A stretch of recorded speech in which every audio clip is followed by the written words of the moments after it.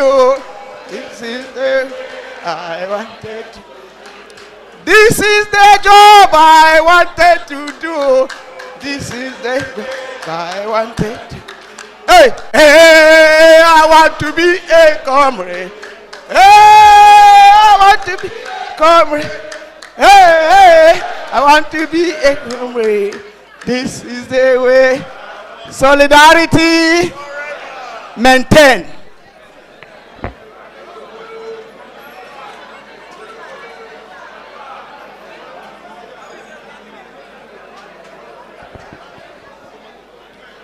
Professor Shuleke. Professor Shuleke.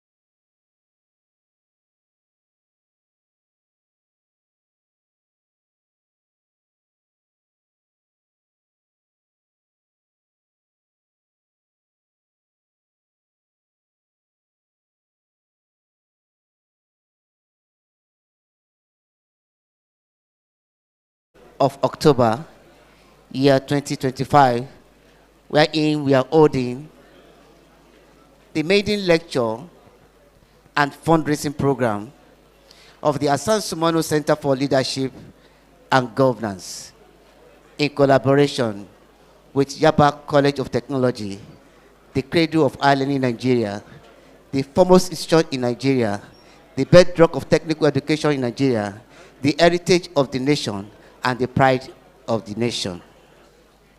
On that note, I want to crave your indulgence to please let us rise up to commence this program this day with the national anthem of Yaba College of Technology. Shall we rise up?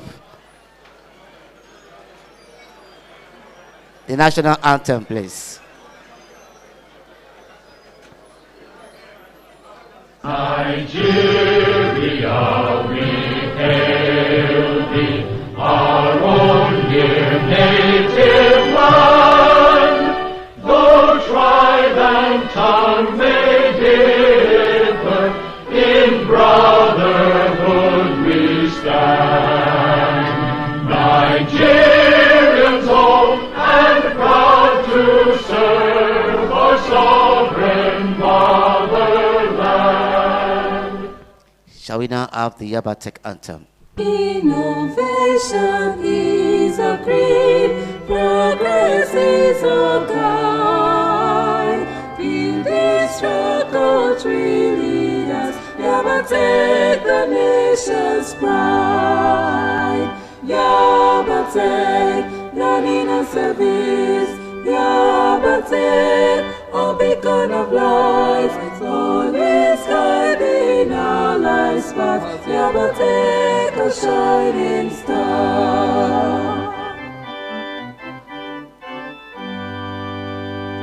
With hands and minds that ignite, our dreams shall take to flight.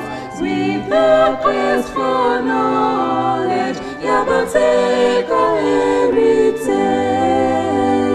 Yaba Tech, learning and service. Yaba Tech, a beacon of light, always guiding our life's path. Yaba Tech, a shining star. Shall we be seated?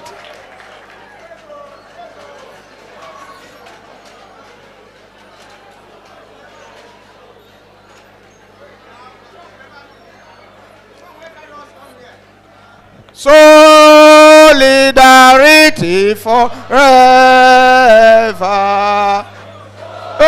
Solidarity forever. Solidarity forever. For the union made strong. Solidarity, solidarity forever. Solidarity forever. Solidarity forever. For the union makes us strong. Victory, there is victory. For all victory, there is victory. For all in the struggle, for our members, there is victory. For us, forward, forward, ever, backward, never in the struggle, for our members. There is victory.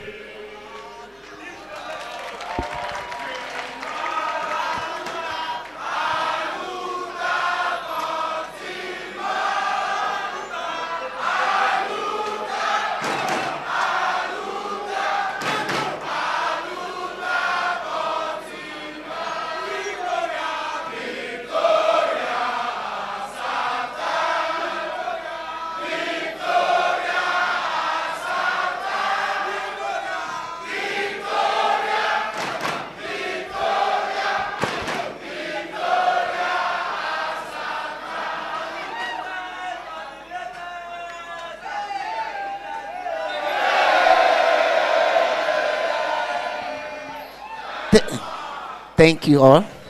Let's be seated. You will all agree with me that today, in the history of Yaba College of Technology and in the annal of this nation, history is being made, an epoch one, because for the first time, we are instituting what is called Hassan Sunmonu Center for Leadership and Governance. And if you look at the length and breadth of this world, you can see solidarity and also what is called unionism at play. On that note, I have the singular honor to let you meet with the creme de la creme in this country, in this society, and the Yaba College of Technology that are present here today. You kindly pardon me if I'm unable to introduce everybody because of time frame, so I'll have to limit the protocol to a certain extent. On that note, let me quickly introduce to you the high and mighty that are on my right-hand side, this beautiful money for this occasion. On the high table this morning, we have the host, who is also standing in for the chairman of council today, the seventh head of this institution, and also the man that's holding forth for the federal government of the Republic of Nigeria, and has also be advancing the cause of the government and also ensuring that the mandate of this institution is accomplished, and they're also ensuring that there is peace in Yaba College of Technology, and flying the flag very well as an engineer. My humble pleasure to let you meet with the Chief Executive Officer and Director of Yaba College of Technology, our amiable and darling, ever vibrant, great achiever, Dr. Engineer Ibrahim Adidotun Abdul, Rector, Yaba College of Technology.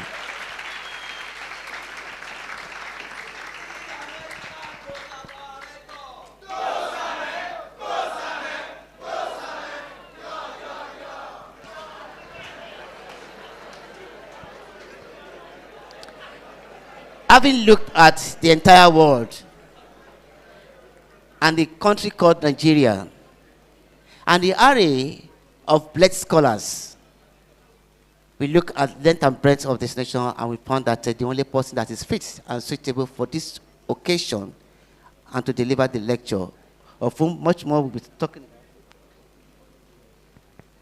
spoken about later, is the guest speaker of today, the lecturer.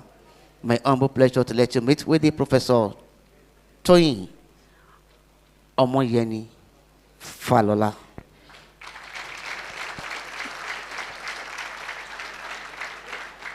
He is the Jacob and Francis Senga Musica Chair Professor in the Humanities and Distinguished Teaching Professor at University of Texas. Our humble pleasure to have you in our midst today. My humble pleasure to let you also meet with the chairman of today's occasion, the busy man, the man called FKL, the man called the tax man.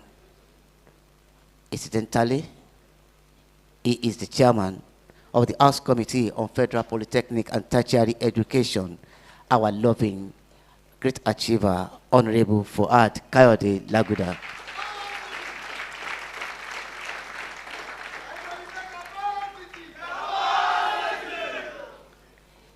It's the sugar that has brought us here today and has making all the ants to rally around the sugar.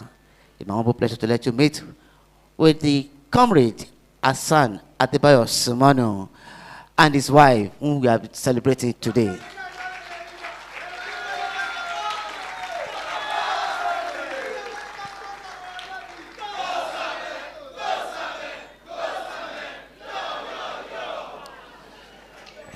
Well, on the other side of the table, on my left-hand side, we also have great men of Nigeria that are also sitting down there, but I'll only identify them one after the other. By the time they gave me the details of them that are sitting there, but I know we have Professor Oshuleke there as well.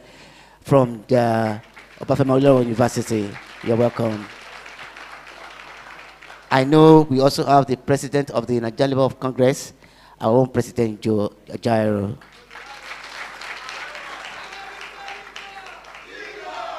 I also know that we have the president of the ASU there too. Shall we also give him another applause, please? I'll get to let you meet other people today. On this side as well, we also have the principal officers of Yaba College of Technology that are present here today. My humble pleasure to let you meet with the Polytechnic Librarian of Yaba College of Technology, Dr. Mrs. Fumilayo Oketunji.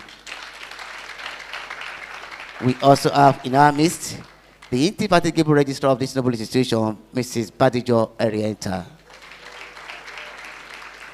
My humble pleasure to let you also meet with the Deputy Rector, Academics of Yaba College of Technology, Dr. Engineer Ismail Badmos. Sitting here today, we also have the bursar of Yaba College of Technology, Dr. Olushola Dadia. I also want to recognize the presence of all S of service units of Yaba College of Technology that are present here today, and also S of academic units that are also present. I also want to recognize the staff and also the associates of Hassan Sunmonu that are here today. I want to also recognize the presence of all the union leaders and also the unionists that are missed today, and then also recognize the greatest Nigerian students. Articulate Nigerian students.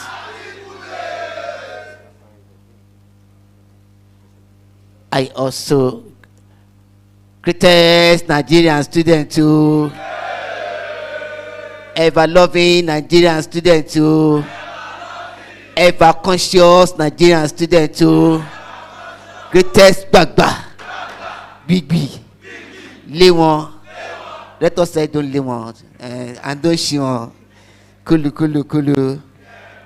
I also want to recognize the presence of the representative of the VC of Lasus Tech in our midst today, and also want to recognize also the presence of the Dean of the Student Affairs of UNILAG present here today. We want to recognize everybody that I cannot even remember to mention, and also the other mighty people that are here today for this event.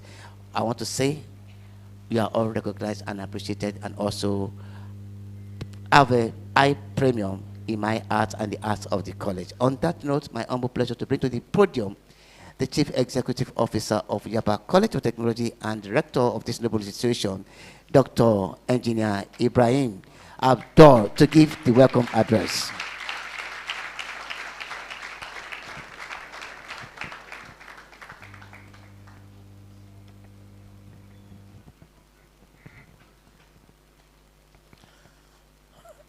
Let me start from the distinguished chairman of this occasion, Honorable Fuad Kayode Laguda.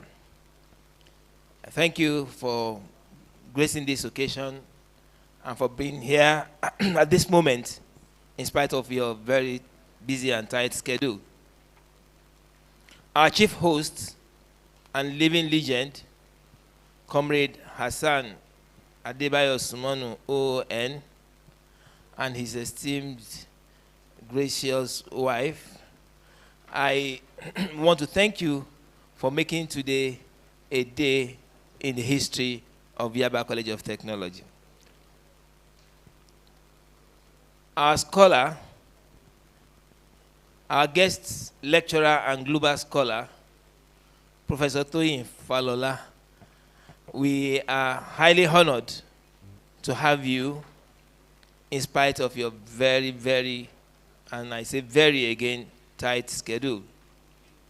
Members of the Governing Council here present, captains of industry and captains of labor, headed by the captain of the captain, the president of Nigeria Labour Congress. I salute your presence in spite of your busy schedule.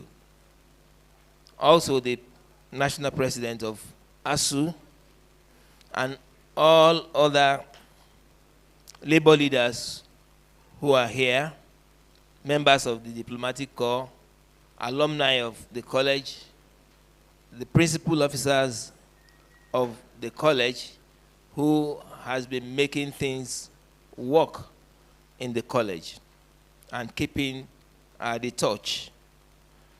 Members of staff, the greatest students of Yaba Tech.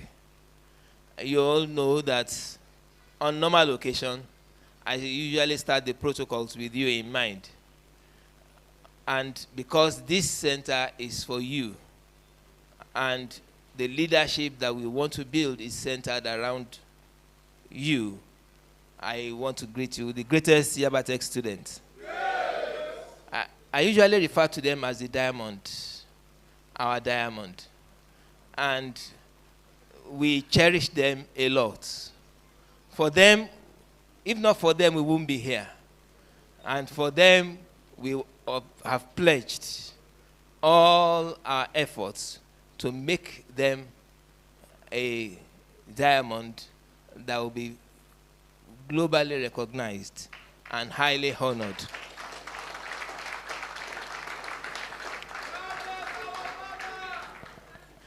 Gentlemen of the press, ladies and gentlemen, it's my pleasure to welcome you to the first, and I repeat, the first tertiary institution in Nigeria, described by one of our head of state as Yaba the Great, the first and still the best.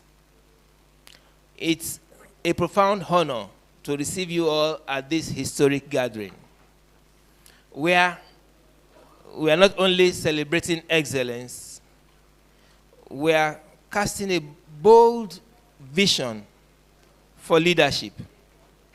And we are inviting you all to be our partners so that we can sow into a future worthy for our nation and our continent.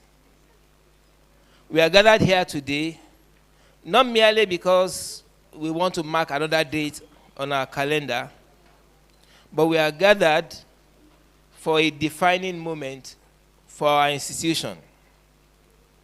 And we want this day to serve as an inflection point when you talk about leadership development in Africa.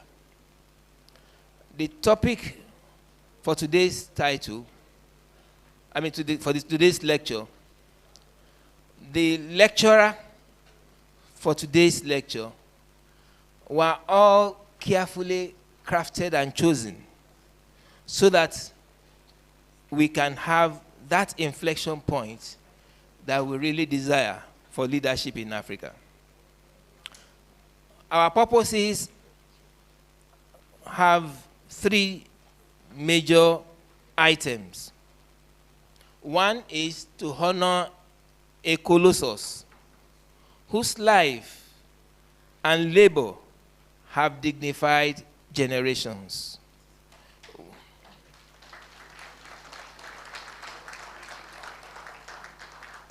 I know if I have brought a multi-billionaire here today, probably the crowd will have been times 3 of this in an era where people worship money bags.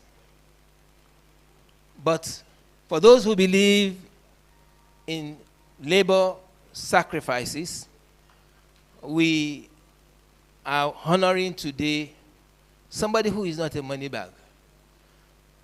We are laying the foundation for a center, not in the name of somebody who we are asking to come and give us money, but in the name of somebody whose life gave an example of what leadership and sacrifice and service should be. We are also here to launch a vision where we will all want to nurture ethical, innovative, and service-driven leadership. Mark my words. Ethical, innovative, and service-driven leadership. Thirdly, we are here to raise a strategic seed that will transform ideals into enduring impact. These purposes are sequential items on today's program. And as we enter into them, I welcome you to this great occasion. We'll begin by saying that we want to pay tribute to a man whose name's values will empower this center. And incidentally, the foundation that brings up this personality were all laid here in Yaba Tech. And he cut his teeth in leadership from being the first student union leader in Yaba College of Technology.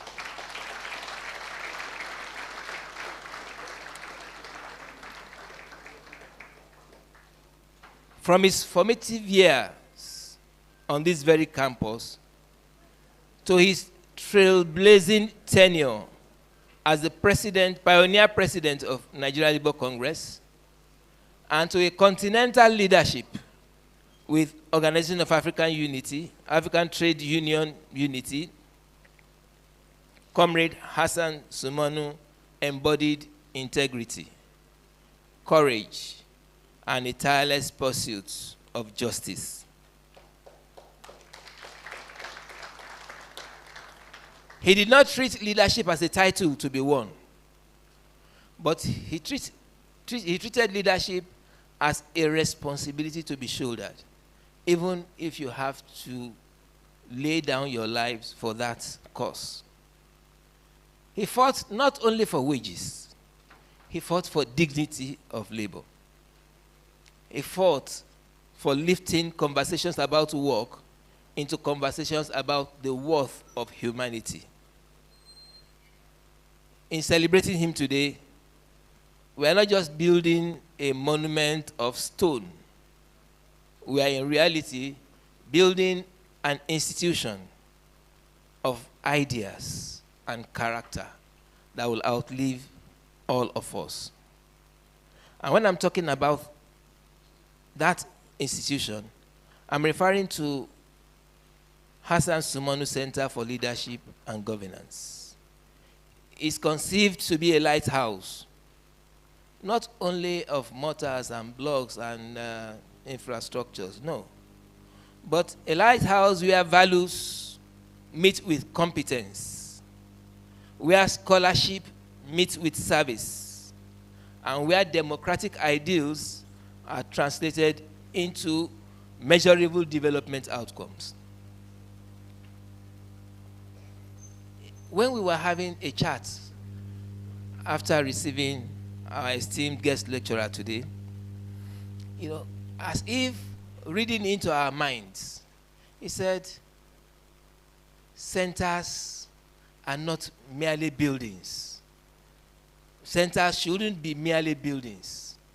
Centers should be ideas where values are raised. There are so many leadership centers all over the world.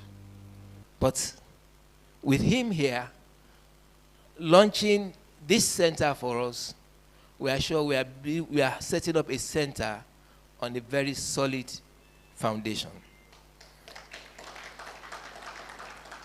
And what do we want to do with the center? We want to cultivate ethical leadership, especially with the diamonds that we have here, over 30,000 of them. We want to form them as leaders whose decisions are grounded in integrity and common goods, not leaders who are after their own end and their pockets alone. We want to incubate policy innovation. We want to bring research and practice together to address the need of this continent and the need for governance and development. We want to have an inclusive democratic, a model inclusive democracy, whereby we are moving beyond discussions about elections to talk about accountability, institutions, and equitable opportunity. We want to connect our classroom to the country.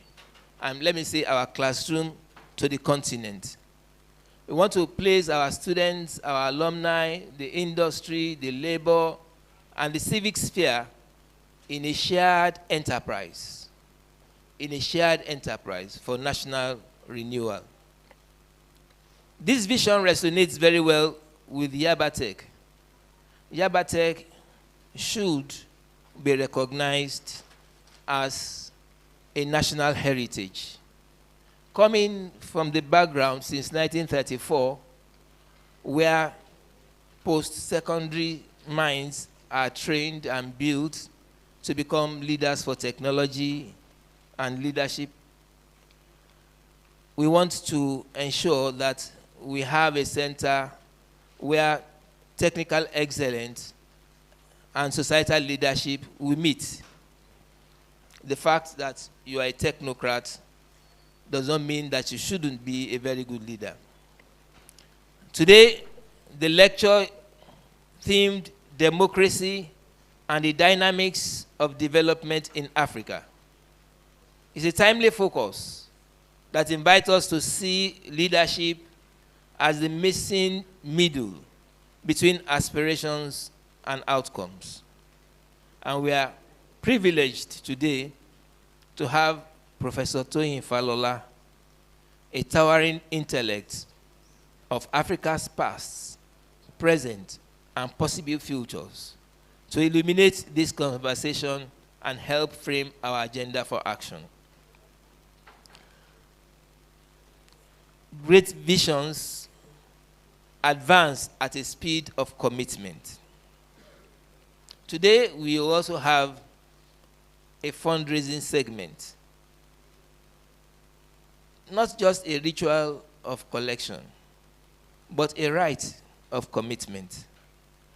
It is not the millions or thousands that we collect at this gathering that matters to us, but the commitment of each and every one of us to give whatever you have, not really in monetary terms, but even some times, some knowledge are more valuable than the cash that is being donated at times.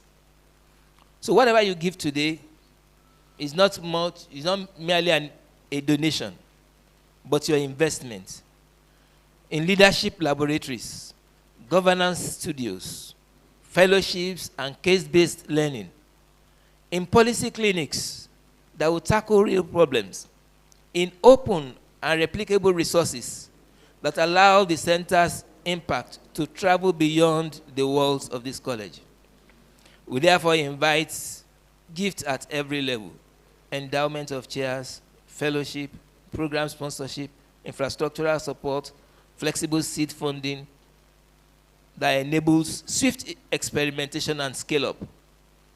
Each pledge plants a seed that will grow into leaders with character and competence that will help us shape our future. We have dedicated a building that will house the center eventually, but we are starting right away.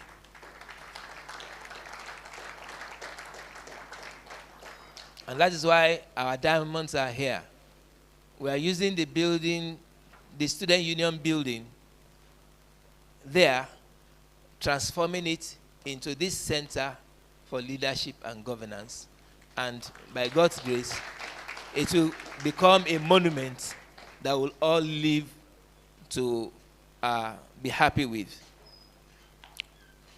For our students, this center is going to be your inheritance. It will train you to think critically, to act ethically, to collaborate across differences, and to deliver results. The certificate you earn will be joined to the character you forge at this center. For our faculty and staff, The center will be a legacy amplified, an engine for scholarship with public purpose, where research informs reforms and where pedagogy shapes policy. And for our alumni, labor leaders, industry experts, and partners, this center is an invitation to co-create. We ask you to bring your experience, your network, your resources for us to build a center that will serve Nigeria and speak credibly to Africa and the world. In conclusion, Africa's growth challenges are numerous: inequality, institutional fragility, youth unemployment, security, and so on and so forth. Yet, across these issues runs a single thread: the need for principled, prepared, and persistent leadership. Democracy must be more than an event. It must become an ethic that values accountability, protects the vulnerable, prizes innovation, reward other service over spectacle. The Hassan Sunmonu Center for Leadership and Governance takes up this ethic as its organizing principle. We will be equipping leaders who will not only analyze problems, but organize solutions with evidence, empathy, and endurance.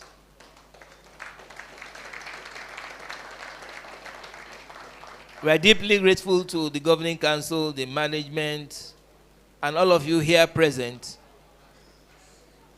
We look forward to that labor, that what we are going to give birth to today. And we want to thank Professor Falola for anchoring our inaugural intellectual voyage. And we salute Comrade Sunmonu for a life that proves that responsibility, rightly embraced, can change the course of institutions and nations. As we proceed, first to learn, then to partner, and finally to give, let us bind our three purposes together: to honor a colossus, to launch a vision, and to raise a seed. May the conversations we begin today mature into programs that endure. May the pledges we make today become platforms for tomorrow's leaders. And may the values we celebrate today become daily habits of those who pass through this center. On behalf of the Governing Council, management staff, students of Yaba College of Technology, I welcome you not just to an event, but to an era. Thank you, and God bless.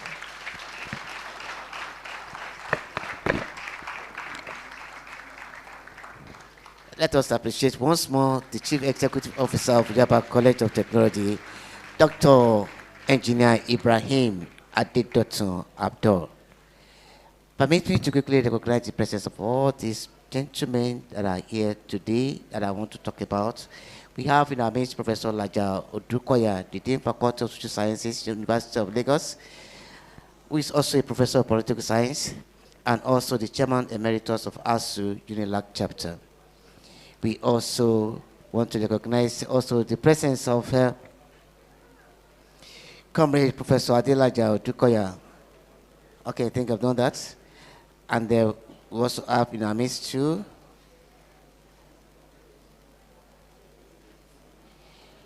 Comrade Audu T. Amba, NUT President and the Deputy President of the NLC present here today. We want to recognize your presence too. We also want to recognize the presence of Comrade Ado Ndojobi Soni, President of the Medical and Health Workers Union of Nigeria and Deputy President of the NLC. We want to recognize the presence of the former President of ASU in our midst today. We say welcome into our midst. And also, I'll be feeling my responsibility if this is not done and done appropriately. We have in our midst the seeds that came out from Comrade Hassan Sunmonu in our midst. My humble pleasure to let you meet them by letting them rise up for recognition. The children of Hassan Sunmonu to please rise up for humble recognitions. Cool. Thank you, sir.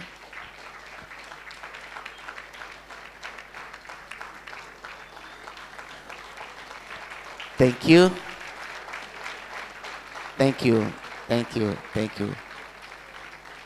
We also have in our midst another great man in our midst who has also been doing great work on the success of today's event.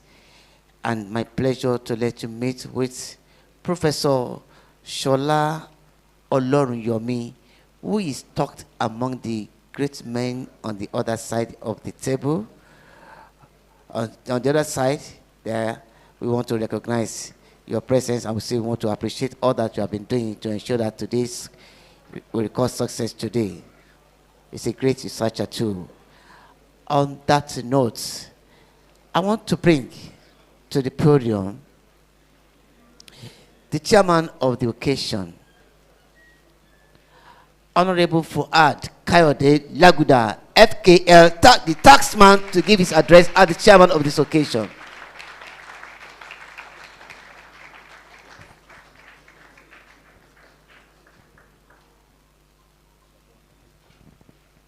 Thank you very much. Good afternoon, everyone. Standing by the existing protocol, but I will just, in no particular order, the rector representing the chairman, governing council, and the entire management of Yaba Tech, the staff and the students. The guest speaker of today, Professor Falola, it's a great honor meeting you and sitting right beside you. To the living legend that I also have a privilege to meet today and sitting right beside him, also happens to be a friend of my late father. By the time I met him earlier, he gave me a brief history of just before I was born. It's a pleasure meeting you, sir. And thank you very much for all you have done and that you are still doing. To your precious wife beside you, I learned something when we're coming up. We're coming up the stairs, your pace was very fast, and you said, Yaomida. Oh, sorry, you said my woman. Where's my woman? So I also learned that from you again today. To the high and mighty on my left, from the NLC president, I greet you, sir. The president of ASU, nice meeting you, sir. Thank you very much. I thanked you earlier. I'm also holding the mic to say a very big thank you to you. The immediate past ASU president, I recognize you too, sir. Professor Dukoya, my lecturer. I'm sure when I was a student, he didn't know me. I was very silent in class. He lectured me in Master's Public Administration, where I majored as public policy. Thank you very much, sir, for impacting the knowledge.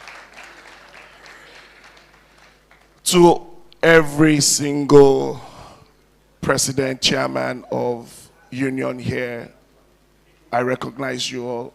I say a very big thank you to you for being here today. And to Yaba Tech Diamonds, greatest Nigerian student, I greet you all. I envy you for having to carry, at the end of the day, that you carry the certificate of the first tertiary institution in Nigeria. Well done, and continue flying the goods that you've been taught here. You allowed me read through my speech. I might not be able to deliver it like Dr. Engineer Ibrahim Abdul has done. I passionately welcome you all to the media and lecture and fundraising program of the Hassan Sunmonu Center of Leadership and Governance holding today at the Foremost College. I want to express my sincere appreciation to the leadership of this center for considering me as the inaugural chairman of this symbolic, innovative program. I am convinced that this program is an opportunity to reflect on symbolic influence of renewed leadership and strategic governance on democracy, stability, and long-term development in Nigeria. Let me remind everyone here that Hassan Sunmonu was a union leader who fought reasonably to lay the sustainable foundation for true leadership and good governance through responsible unionism. Aside advocacy for accountable and transparent leadership, Comrade Hassan Sunmonu has supported ideals and policies which promote and seek justice, freedom, and equitable governance. I consider it important for us to embrace habits, rules, ethics, principles that promote national cohesion and good citizenship and the renewed hope in Nigeria. I want to use this medium to encourage us to align with the debates or discussion that can lead to effective leadership, political transparency, and accountable structures in Nigeria. Let me once again remind us, every student, staff, and the general public, that unionism helped our leaders, including Comrade Hassan Sunmonu, to facilitate positive changes in Nigerian economy and politics. I advise the management of Yaba Tech to position this center among reputable think tanks that focus on transparent leadership and virtuous governance. This center must continually create innovative programs that will strengthen democratic sustainability in our country. According to Comrade Sunmonu, Nigeria can be built well-functioning democratic institutions when human voices are considered in decision-making and process. Let me say that the survival of Nigeria depends on the sense of community, consensus, and dialogue and loyalty among all stakeholders. I believe the leaders of this center to promote traditions of teaching of people civic duties and responsibilities. Similarly, the center must invest in training, workshops, and seminars to deepen inclusive development and democratic consolidation in Nigeria. With this median lecture and fundraising program, I am confident that this center is committed to projecting itself as a strategic platform for advancing accountability, transparency, integrity in all sectors of Nigeria. The center must promote Yaba Tech as academic agents for deepening participatory governance, democracy, democratic legitimacy, and economic development in Nigeria. Once again, I say a very big thank you to you and to everyone, and of course to our living legend, for seeing this through and ensuring that this is done in his lifetime. We continue to seek for your continual guidance and protection from Almighty God. Before I drop the mic, I didn't introduce myself properly. My name is Fuad Kayode Laguda. I represent the people of Surulere 1, Lagos State, in the House of Representatives. I also am the chairman, House Committee on Federal Polytechnic and Higher Technical Education. Thank you very much for listening to me.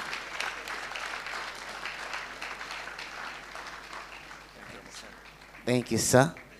Let us appreciate him more and more.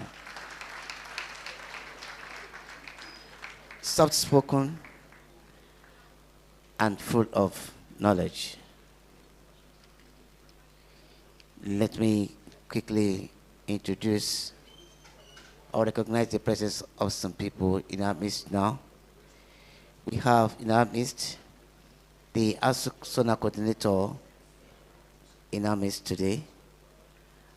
And we also have Professor Abdullahi, the trustee of ASU, Professor Biodun Ogunyemi, the past president of ASU, Dr. Austin Sado, vice president of ASU, Professor Kasim Umar, national internal auditor ASU, Dr. Happiness Uduak, national financial secretary ASU, Professor Aisha Bawa, national welfare officer ASU, Professor Mukhtar Usman, former national treasurer ASU, Dr. Peter Adamu, treasurer ASU. We also have other officers of ASU, the past and the present, that are from Abuja, Ibadan, Lagos, other zones and other zones in the country. We recognize your presence in our midst today, and we appreciate your felicitation and solidarity with the Hassan Sunmonu. I also want to recognize the presence of Honorable Olumuyiwa Jimo, the former deputy leader, Lagos House of Assembly, in our midst. Is he in our midst? Where is he, please? Oh, on that note, Mr. Chairman, sir,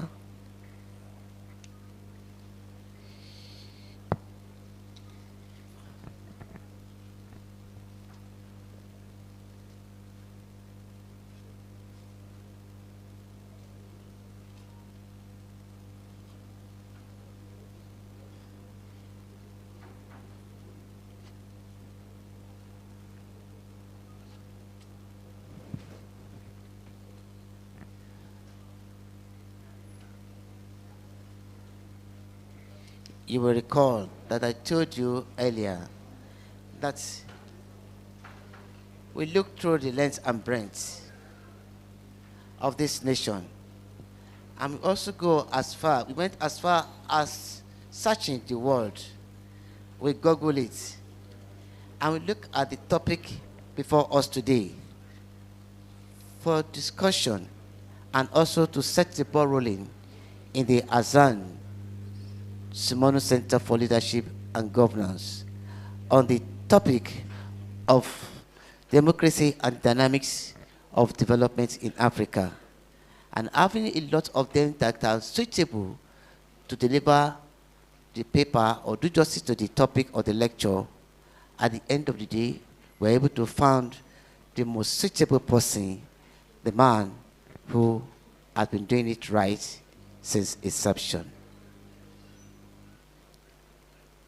Like I said, he is an historian and a professor of African Studies. He is the Jacob and Francis Sanga Mosika Chair Professor in the Humanities and a distinguished teaching professor at the University of Texas at Austin.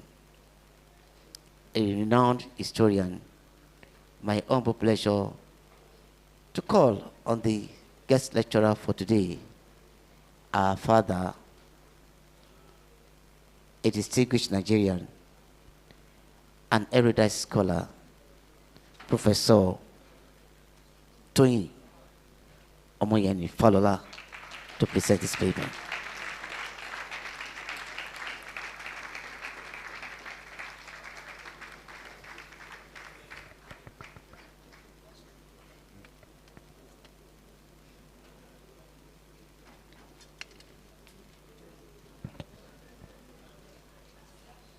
Dr. Paul.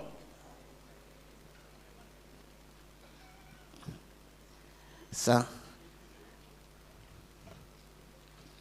before the presentation of your paper, permit me to use the power of microphone to ask you to humbly stand here, sir. Just stand there and look at me and look at the audience. Yes. Yes.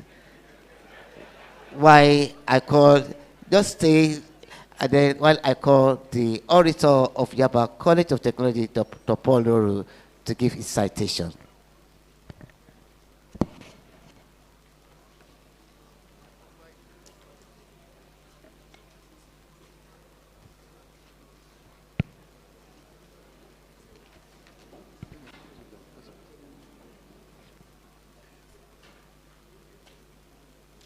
The foundations for the protocols have been firmly laid.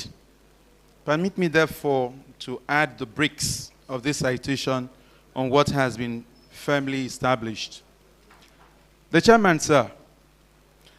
The Grillo Auditorium, sanctuary of academic feats and firsts, comes alive once more with the drum beats of a new academic festival. Today marks another historic gathering etched into the records of this institution's journey towards new dawns of greatness, a journey inspired by visionary leadership. It is my humble pleasure and singular honor to stand before you on this October day to read the citation of our illustrious guest speaker. Permit me, if you will, to ascend this lectern and unveil the dossier of one Nigerian whose achievements have placed our nation firmly on the global stage. Director, sir, distinguished ladies and gentlemen, permit me to present a compressed footnote on Professor Toyin Falola, a renowned figure in global scholarship, whose enviable career is chronicled in a remarkable 117-page curriculum vitae, a proof of his lifelong dedication to knowledge, service, and the advancement of African thought. Can we put our hands together for him?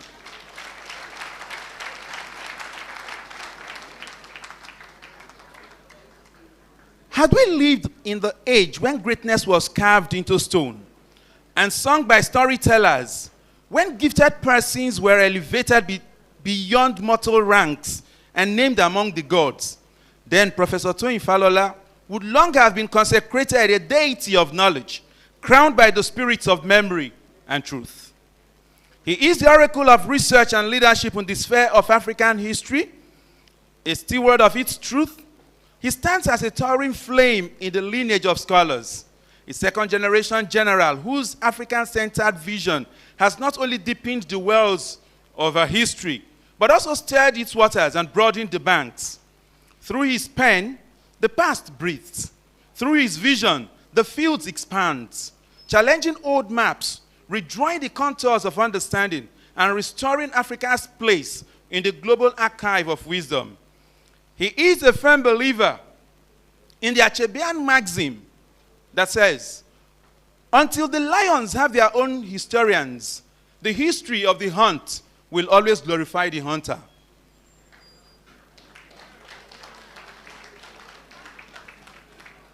Today, Professor Toyin Falola stands at the summit of global scholarship, adorned with titles that echo across continents. He is a professor of history and a leading figure in the pantheon of 21st century historians. He holds one of the most prestigious academic chairs in the humanities, the Jacob and Frances Senga Mosika Chair at the University of Texas at Austin, where he also serves as a distinguished teaching professor. He dons the revered robe of Professor Emeritus in the Humanities, Leeds City University, Ibadan, Extraordinary Professor of Political Science, University of Pretoria, Emeritus Professor of African Studies, Abdulkadir Kure University, Mina. These titles are not mere designations. They are emblems of a lifetime devoted to scholarship, mentorship, and the relentless pursuit of knowledge. The chairman, sir. Toyin, the gift child, was born in the historic city of Ibadan at the dawn of a new year in the year 1953. As the world turned its gaze towards fresh beginnings with jubilant shouts of Happy New Year and firecrackers that lit up the night skies of the ancient city, he arrived on the first day of the year, yet held the place of the last amongst 9 children.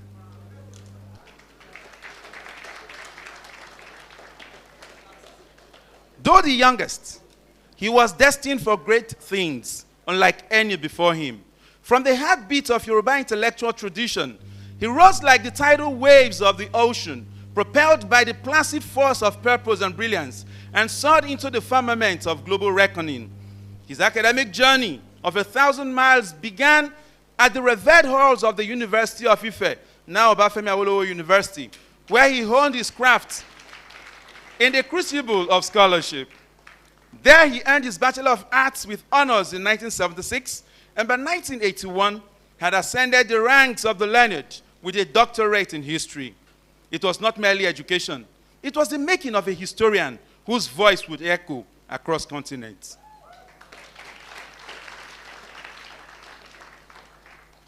From humble beginnings as an elementary school teacher in Elaro, and later a high school educator in Ibadan and Makadi, he steadily ascended the ranks of academia.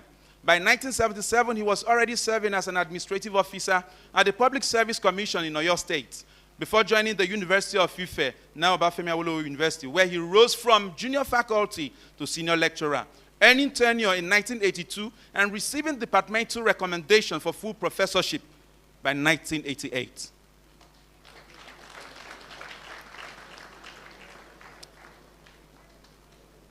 His story is a reflection of the biblical adage that a man diligent in his work shall stand before kings.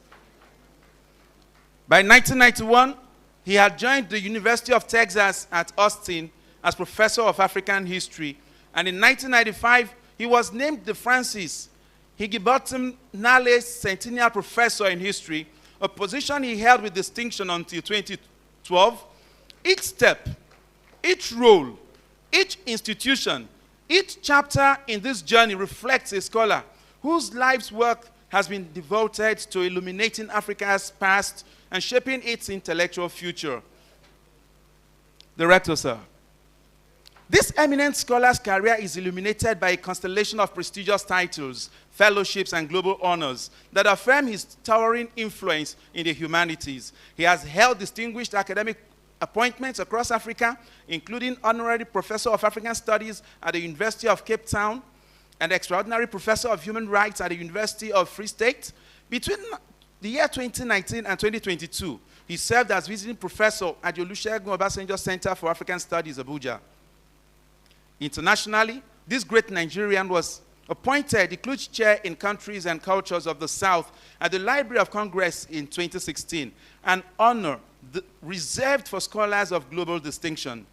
His visiting professorship spans Smith College, Pontificia Universidad Católica de Sao Paulo, 2007.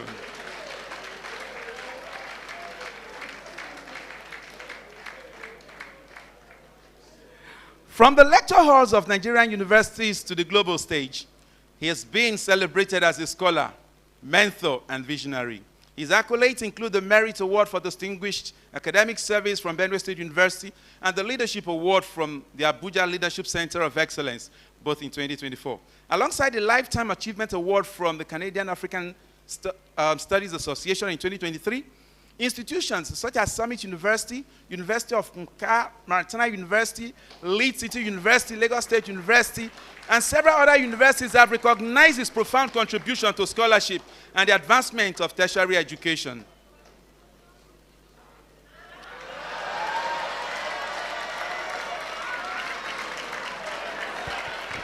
Thank you very much.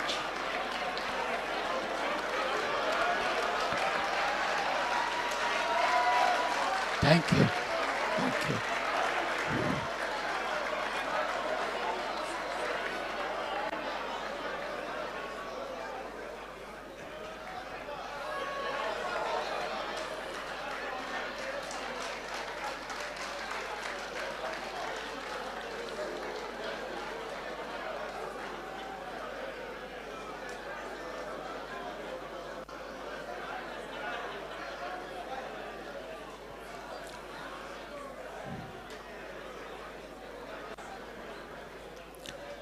Let me declare that I did not pay for that introduction. It's very free. I want to start by paying homage to Baba.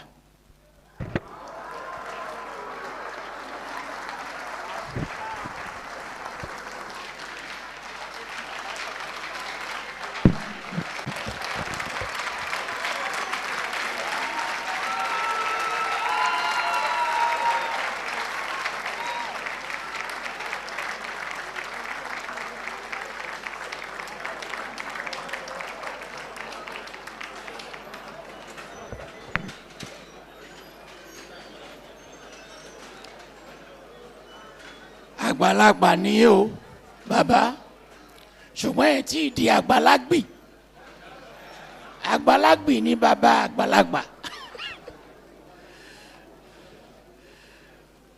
And I also want to pay homage to our students, the Diamonds. Àtìgbà kàláyé ti dáyé sábà tó ṣorí.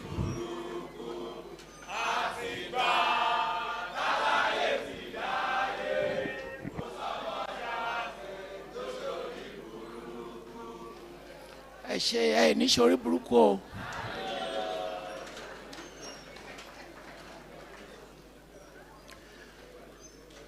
As this event is ongoing, we also have a ceremony in which one of us, the funeral is being done today, Abiodun Aremu. Please let us stand up and observe a moment of silence.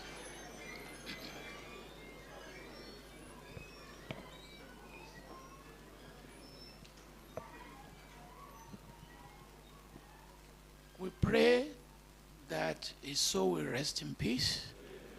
Allah will forgive him all his sins, and he will look unto you and to me with prayer and hope. May God forgive all of us. Thank you. Some of his friends are here.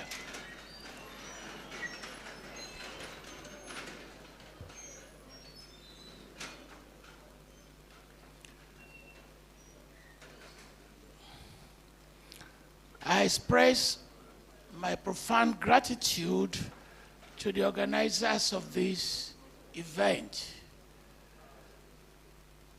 the management of Yaba Tech, Professor Olorunyomi, the man there, Professor Laja, the professor who taught our chair many bad things.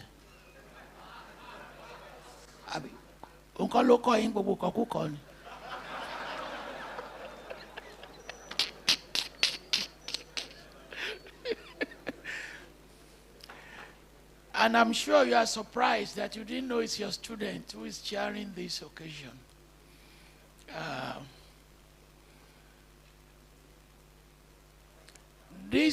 I hope the ASU, they are not doing their national conference here.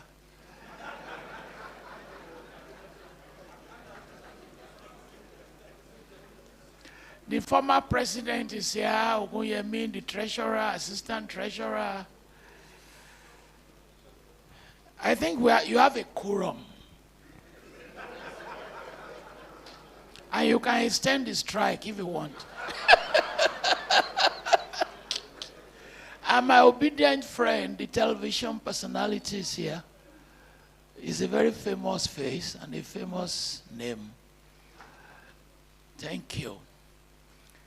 On November 9, 5 p.m. your time, I'll be interviewing Professor Chris Piuna, who is here, the current president of ASU. Please stand up.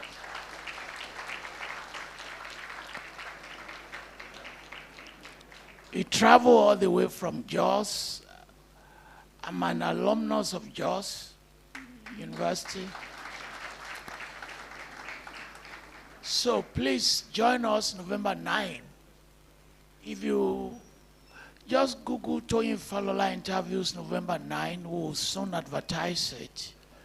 And please join us so that we can discuss the Nigerian education system and how to move forward. We interviewed the former chair of ASU, who is here, Professor Abiodun Ogunyemi, in a similar interview. And we broadcast it in 23 countries. Thank you, ASU, for coming. Whenever I give public speeches, I get notes that I should send greetings. The new Kabesi Obaladoja said I should greet you, Rector. Send me a message, I should greet you. That is part of this event. I'm the chair of the Thabo Mbeki School of Governance. President Thabo Mbeki extends his greetings to you. On his behalf, he said, I shall salute your courage, your contribution to unionism in Africa, and that he's read some of your writings. He's launching his book in January, and Professor Basanjo will be chairing the occasion. Congratulations, sir. Thank you.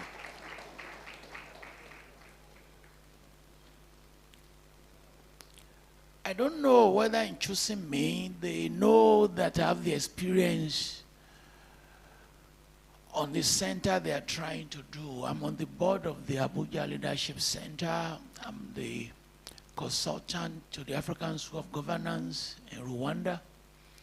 I head the board of the International School of Governance, University of South Africa. So I know very well what they are trying to do, and I will try to review their proposal and see where I can come in into it.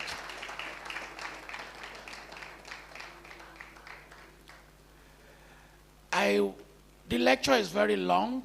It's 50-something pages. Students have two options. Should I read the entire 50-something pages so we leave tomorrow morning?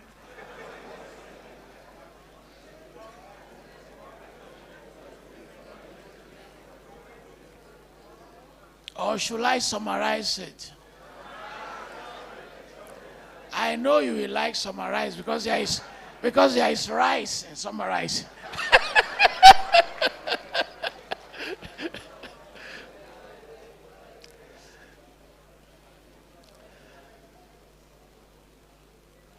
Okay. What you call democracy is actually a coup. Let's start with that. It's a civilian coup. African democracy is a civilian coup. Anytime you rig an election, that's not democracy, that's a coup. You understand? If there may be no blood, but there's a coup. And anytime you do mago-mago to defeat the opposition, that's a coup. So take Cameroon, Biya. That's a coup in which you announce that you win 99.9% of election. That's what we call a coup. Only that you are not using guns to kill members of the opposition. Or Zimbabwe, that's a civilian coup. Or Cote d'Ivoire, that's a civilian coup. And you also know, in our great country, Nigeria, many civilian coups have been done. Now, if you do a military coup and it fails, you know what is going to happen to you. They will kill you. You are dead. But this civilian democratic coup, whether it fails or it succeeds, you are still alive. Why don't you gamble it? Since they are not going to kill you, why just don't you gamble it? So, in conducting civilian coups, because they are coups, don't let us deceive ourselves. What you've done is that you've taken for granted the millions of your own people who want good governance. You've sabotaged them, and you've sabotaged the country. The second point, students, if they say you are the leaders of the future, I hope you don't believe that anymore, or you still believe that.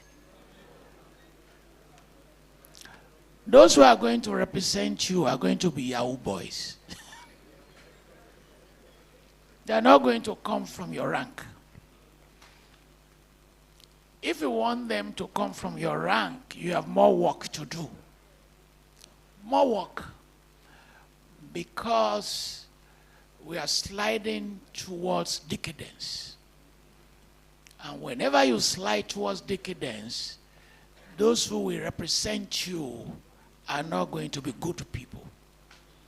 And don't let us deceive ourselves that you don't want to reach the age of Baba Sunmonu before you begin to do something about it. And you have to do something about it. Check Paul Biya, Ngwema, Mbasogo, Museveni. How can somebody be the president of his country since 1982 when 60% of his population have not been born? How can that happen? Ombasongo has been governing since 1982. How can you be the president of a country since 1982?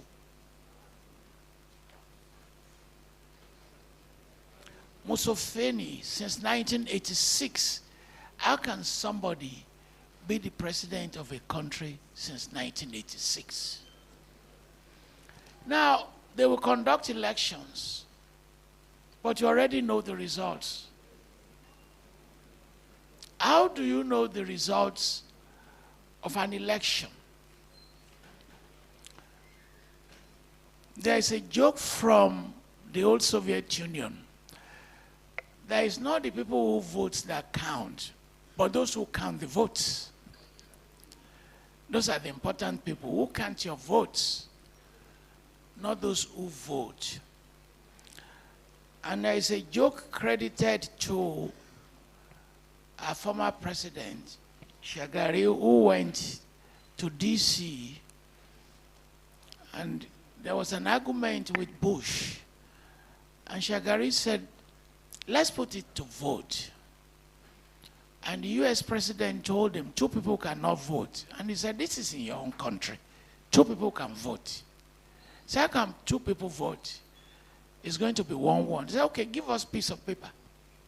Give us a piece of paper. And Shagari voted and put 1.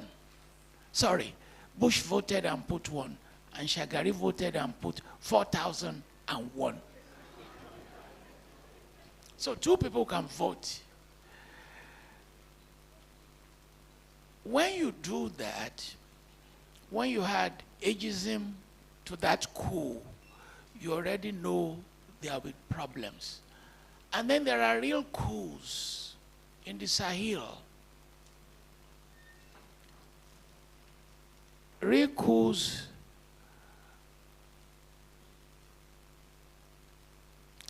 in the Sahel.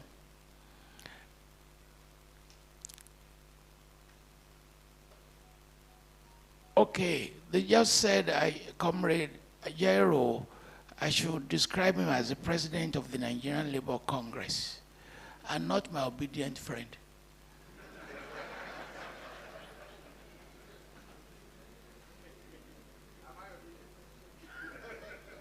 I thought anything I tell him, he agrees and he obeys. But they are thinking I'm referring to Peter Obi.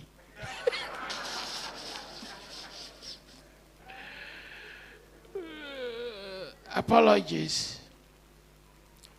Apologies. So accepted. So there are real coups in the Sahel.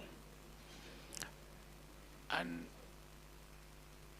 the leader of Mali has been a favorite WhatsApp personality in which many of you in the search for a hero has fallen in love with him. You follow how the coups produce leaders, how they fought with ECOWAS, how Niger was threatened by President Tinubu, and how they said they are no longer members of ECOWAS.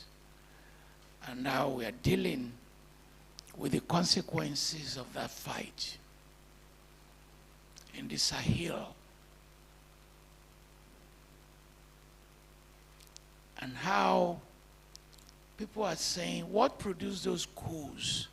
What produced them is a failure of democracy. Because one thing will follow another. If democracy has succeeded, you can argue that those coups will not happen, or they may happen without public support. Thus far, I've made 3 points. How do you shortchange young men and women in a country by being governed by people who are in the last lounge before they die? And how do you govern when we're not sure you have the mandate to lead? Then there's a state capture. State capture in all these countries. And I usually run some arguments by email. And I said we're also witnessing what we call family capture. It's an aspect of state capture. But family capture means that one family is governing an entire country, just family. And that has also developed in our continent. Just one family will govern all of you in terms of how power is distributed. Take Uganda, for instance. The wife of Museveni is a co-president, cabinet minister. His daughter is the head of the central bank. His son is the head of the army.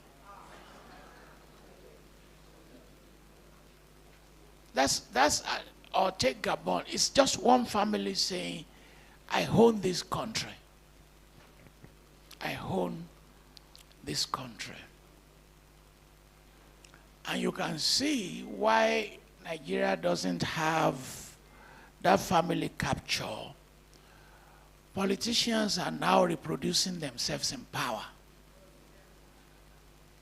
They are reproducing themselves in power. Your wife can be a senator. You can sponsor your son to be senator. There's a rumor that Sheyi Tinubu may run. I call it a rumor, as the governor of Lagos.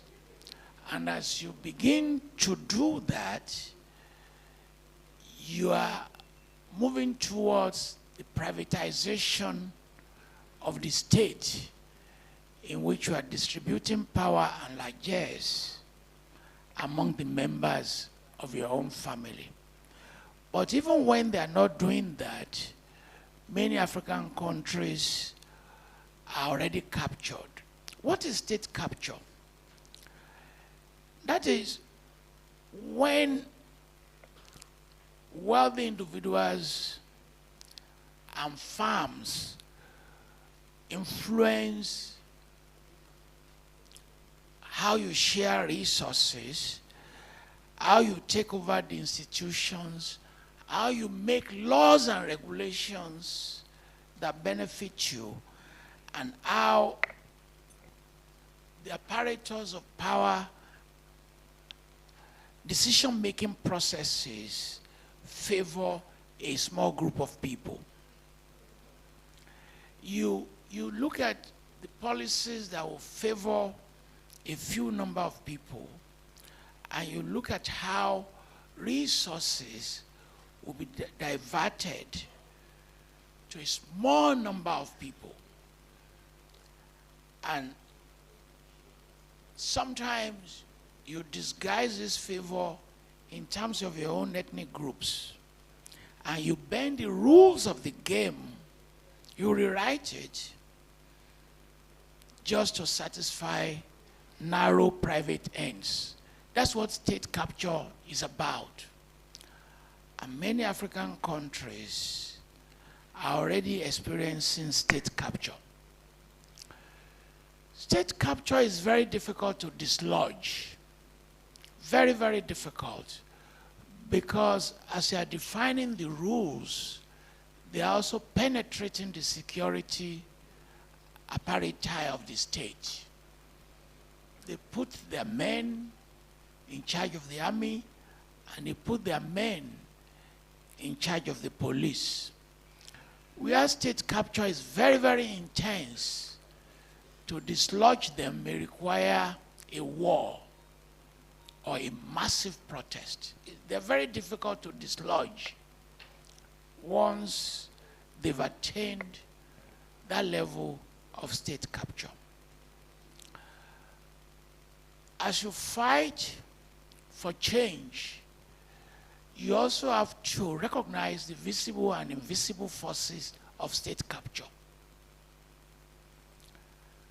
There's a Yoruba proverb: until you know where the head of the snake is, don't eat the snake.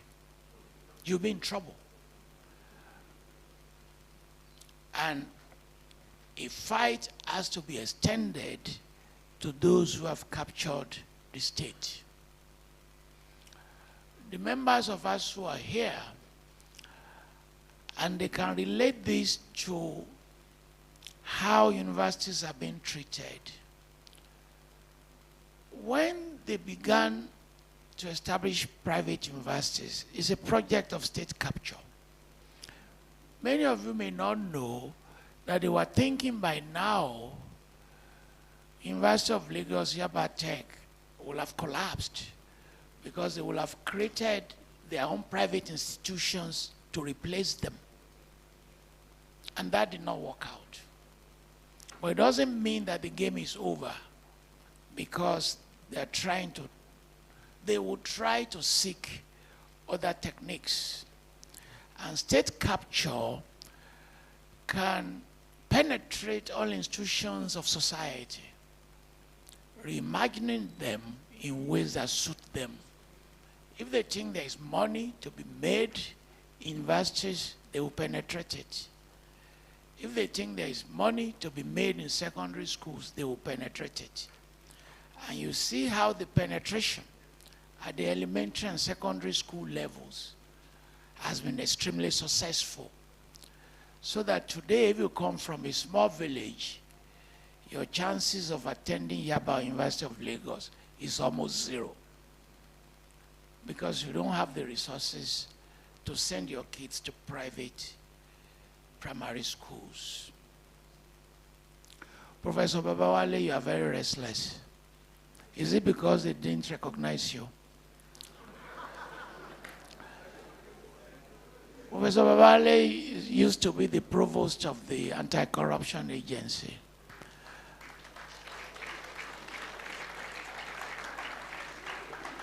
And he must also have been your teacher. Babawale was teaching political science. If you mention Laja, he would have been your teacher as well. Oh, you did masters. Okay.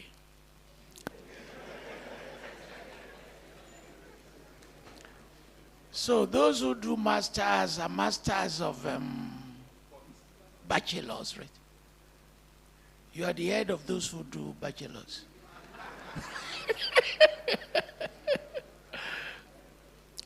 Okay. Breakdown of social contract. The chair will explain to you social contract, and Professor Laja, his teacher, will explain to you social contract, which are the binding obligations between you as individuals and as those who govern you. But here is what is going on. We have 5 elements in which that engagement has been broken. Share conversation is shown flow. Shown flow. Show flow baje.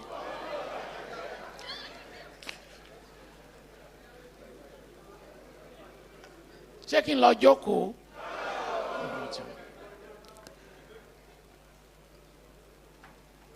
So, social contract. Citizens are being crucified without resurrection. You know, when they crucified Jesus and nailed him on the cross, you know, 3 days later, he woke up. In your own crucifixion, Many of you will never wake up. Any Geo.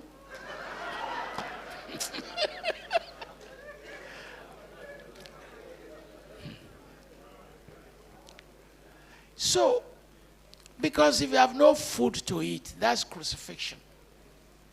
You are being crucified. The judgment of governance and democracy is in the kitchen pot. If you don't want to and you bari pamakika, kofi jamala, kosi jobao, ebi kan pala son, kosi joba kakana.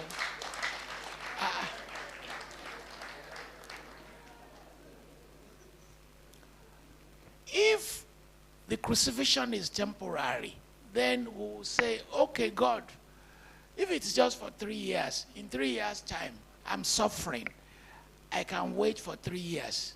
If you follow Baba that we are celebrating, everything he's been saying,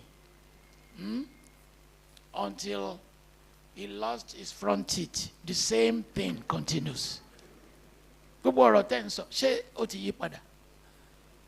Kò yí padà wọ́n ní pàdé Jésù kì í ṣọ̀la o padà bọ́ ẹ̀. Now that's what I call crucifixion. Ṣó ń flow. Banishment without crime. That is how we now treat our citizens. That's what we call Yaba. You have been banished. Ibi orí dání sí là gbé. If I stay here 2 hours after this lecture, a number of you will come to me, and I already know the conversation. Baba, ufe japa. So the conversation is standard. Baba ẹran mi lọ́wọ́ ó jáde kò ríṣẹ́ bí ó tiẹ̀ ṣe bọ́ tí mọ̀ kékeré kó tiẹ̀ lọ bẹ̀. Now, we call that banishment. How many white people do you see here? How many of them are coming? When they come to steal your money. They come to steal your money. That's why they come. Japa is very common now. But you have to understand what is going on. Because I'm at an age, I'm in my 70s, and I have friends whose kids have left the country. When your kids leave the country, there is a big price to pay. We call that social loss. It's a big price. I have a friend who just celebrated his 80th birthday. None of his kids attended the ceremony.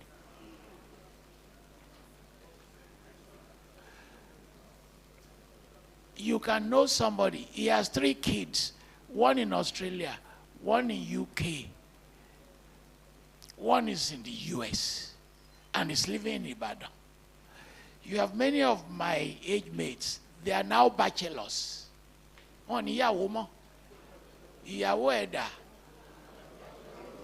ó ti lọ ṣómúgọ̀.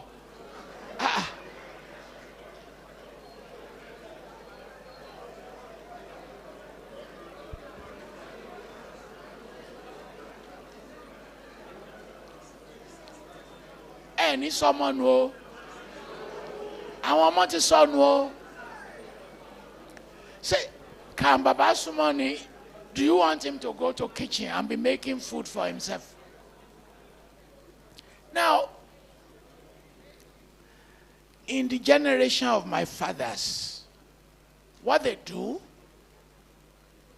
is when they get to Baba Sunmonu's age, somebody will come in the morning and say, Baba, this is your junior, this is your small wife. That's what they did. That's how my father married my mom. Now, all these women here, they will not allow you to do it.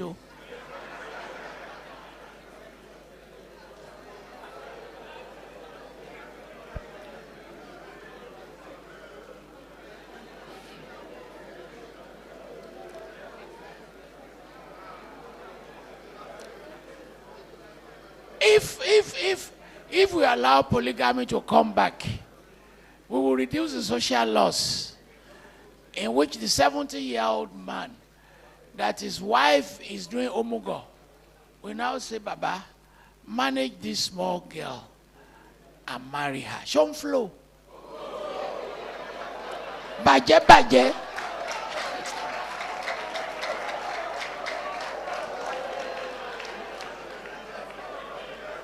Ẹ fún wa lórin, ẹ fún wa lórin, ẹ fún wa lórin kan. Báwo.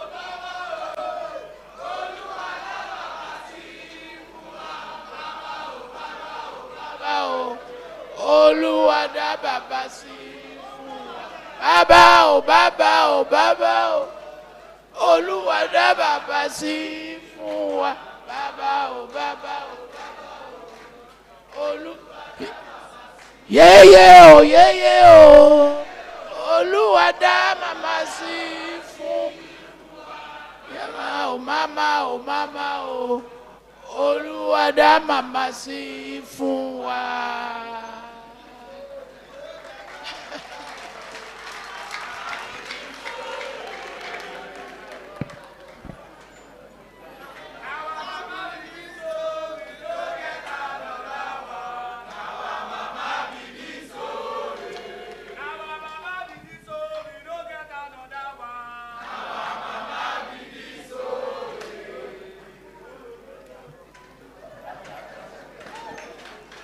Show flow.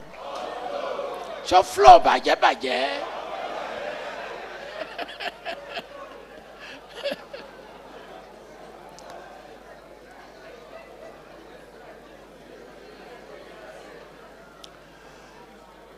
Point number 3 on citizenship. There is a Yoruba saying, Keban Parie, Balen Tagbo. Ìyàwó ẹ̀ ń tó gògóró ẹlẹ́fẹ̀ẹ́ tòlú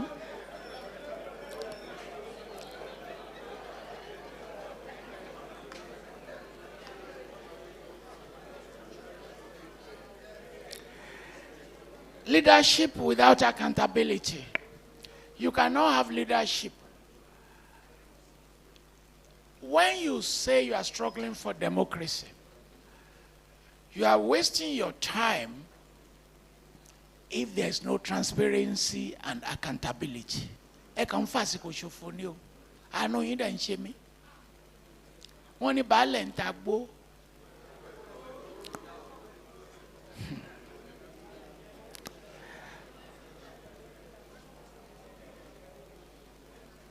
Now,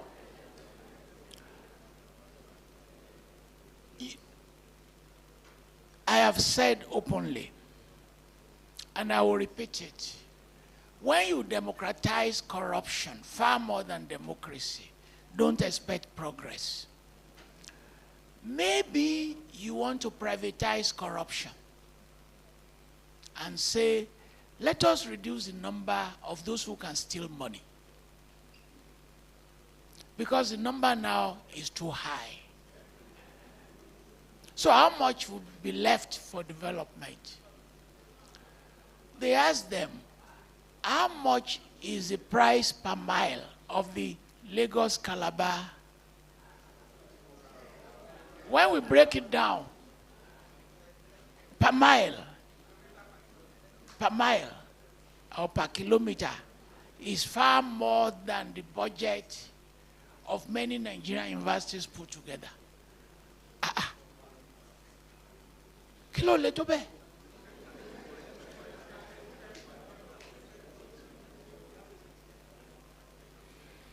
Then you have representation without transparency. I don't want to offend the chair, who is a politician. How do you have honorable without honor? Abi?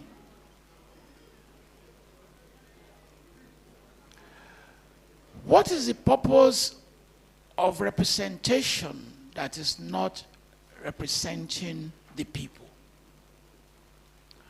And when you combine all this, you will see how that social contract has been broken. the level of trust has gone down. You now see politicians and those who represent you as people who are betraying you. That is a public perception. And the truth is that politicians also know that. And the followers also play that game. Also looking for lies. I have attended parties thrown by politicians. And as we get into the car, some people will be saying, "Oh, I'm a lion, she maloji. Oh, malu, kila ndukela wefun, prof, kila ndukela wefun." Is feeding you with stolen money. That is a basic lack of trust. And until we restore that trust, there will be problems. And promises without fulfillment. You may blame people who collect 10,000 before the vote. You can blame them between now and tomorrow. You can call them stomach infrastructure. But they already know that once that man wins the election, they will not see him again. And that is why they said, the little they can take, let them take it. Show them flow. Baje. So today we have crisis in Nepal and Madagascar.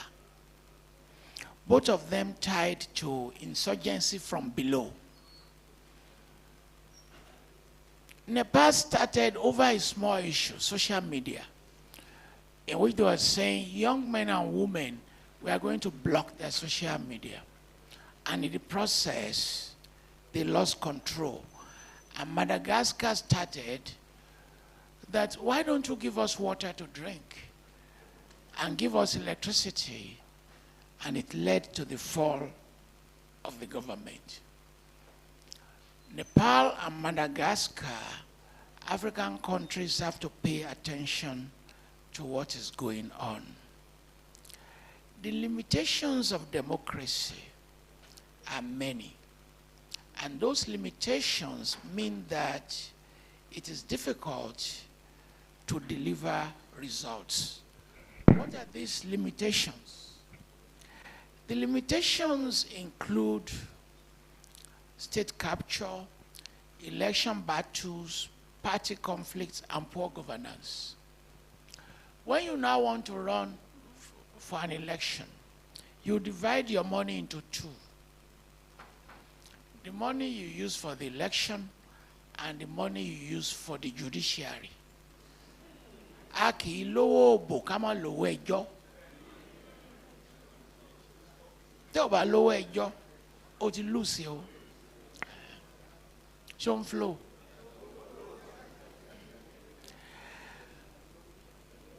Why is it that what you call democracy, why does it disintegrate? Why is it that Western form of democracy as introduced by those who conquered us, why is it not working? Remember in the 60s, there are African leaders who embraced multi-party democracy. But within a decade, it collapsed. Coups and counter-coups. People wanted not to leave power. And if this were a graduate seminar, I will introduce scholars who have been talking about this.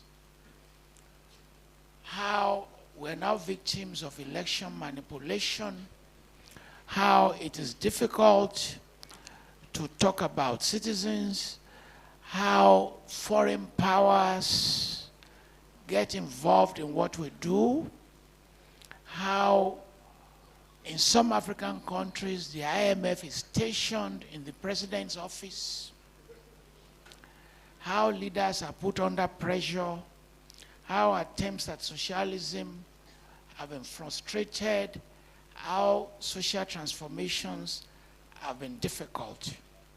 And in all this, democracy itself is compromised and is not working.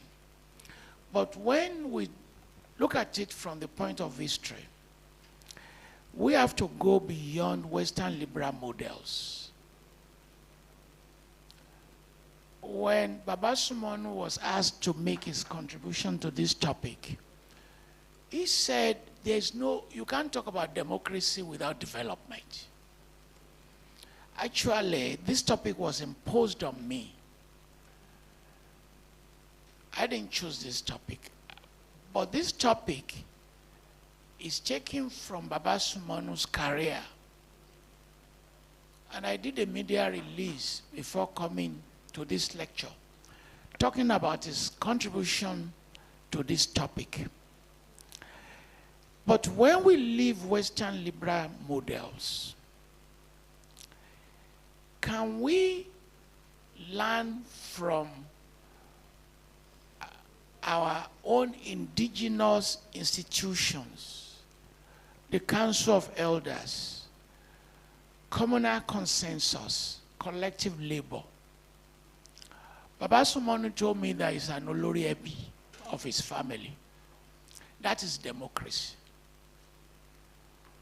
Olori Ebi is a form of democracy, because you take the family as a unit and you are looking for the best in the unit, and you govern within a communal spirit in which you do not want your family and your kinship to break down.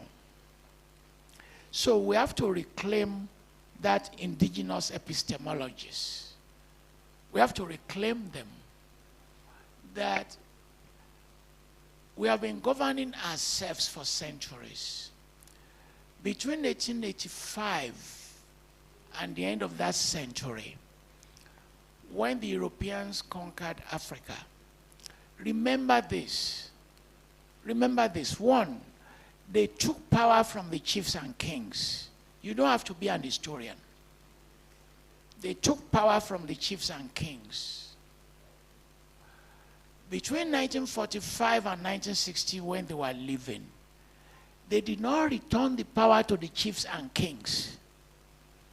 At least they didn't return that power. Yes, sir. Yeah, he told me.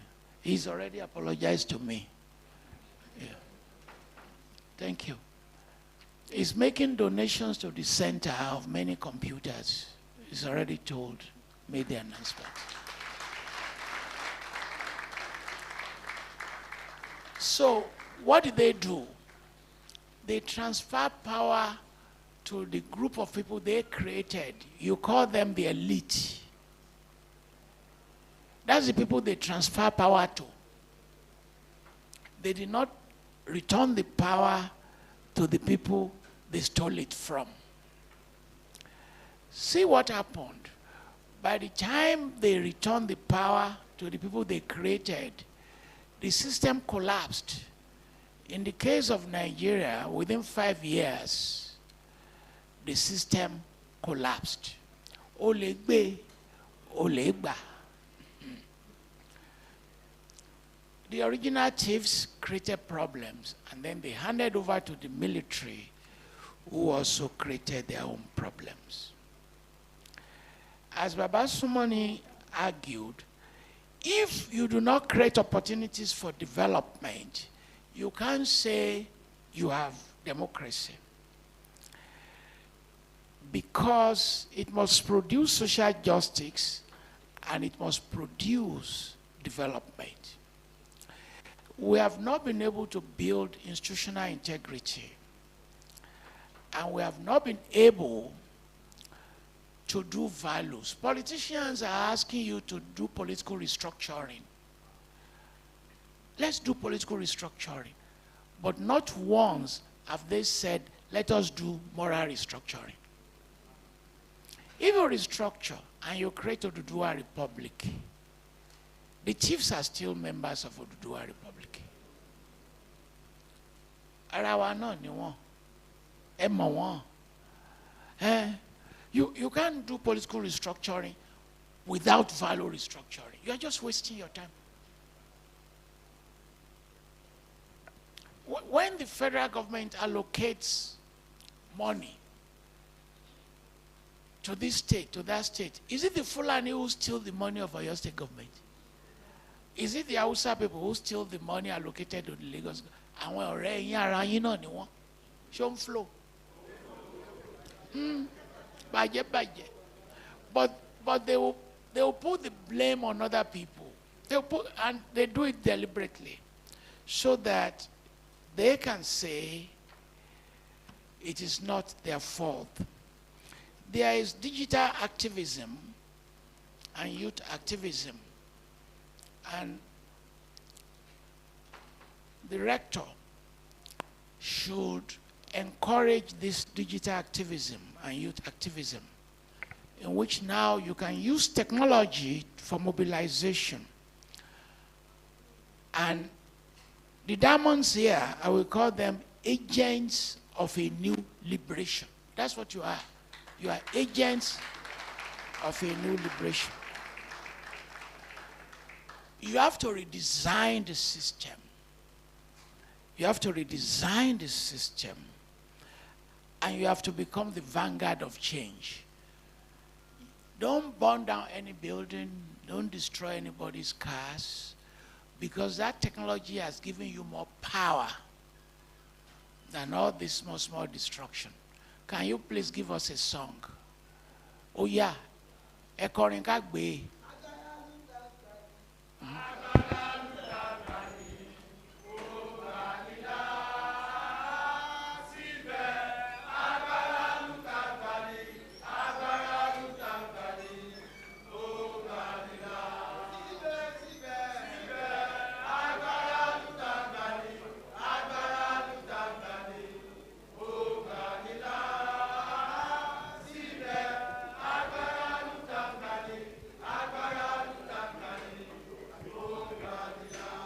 Ẹ ṣé o, ẹ máa bá mi jálùbọ́sà sílẹ̀ kọ̀ọ̀kan. Bíbẹ̀ ẹ̀kọ́ ọbẹ̀ kò máa ní dùn. Ẹ̀yin àǹtí ẹ̀ múrú dání ni ká ìjù sẹ́fọ̀. So, how many of you are here because Baba is a Muslim? How many of you are here because Baba is a Muslim? And because Mama is an Elijah? How many of you are here because of that? Don't let them deceive you. Because they are using religion. They are using religion to divide you. I came to Lagos for the first time in 1963. If you look at Surulere, Shomolu, all of those, there are warehouses producing commodities. That Ikeja, they are producing items there. You know what they are now? Churches. All those warehouses have been bought to become churches. So we now have more churches than manufacturing. Church, they will take your money. And they won't give you jobs. And I'm not asking anybody not to be religious. But don't buy into these identities that will not let you produce Aluta and Asu. Please don't buy into those.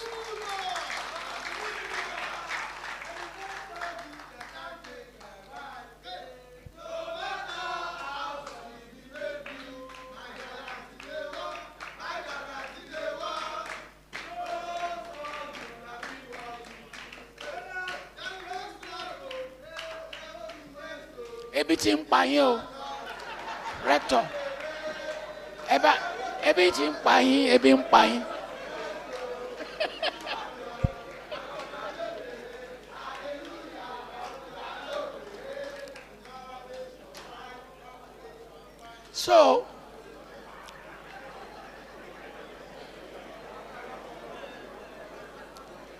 So since you have been creating all these mosques, one day I traveled on a long road on Ibadan, and I counted 43 churches. 43. Ṣé lájọ́ tó ti ń gbàdúrà yìí ṣé kò yẹ ká dúrà náà ti gbà? Ó gbà ó ní nǹkan ò fi bàjẹ́ jù báyìí lọ. Wọ́n ní ṣókí làdúrà olódodo àgbààgbà tó ń tẹlẹ́ṣẹ̀.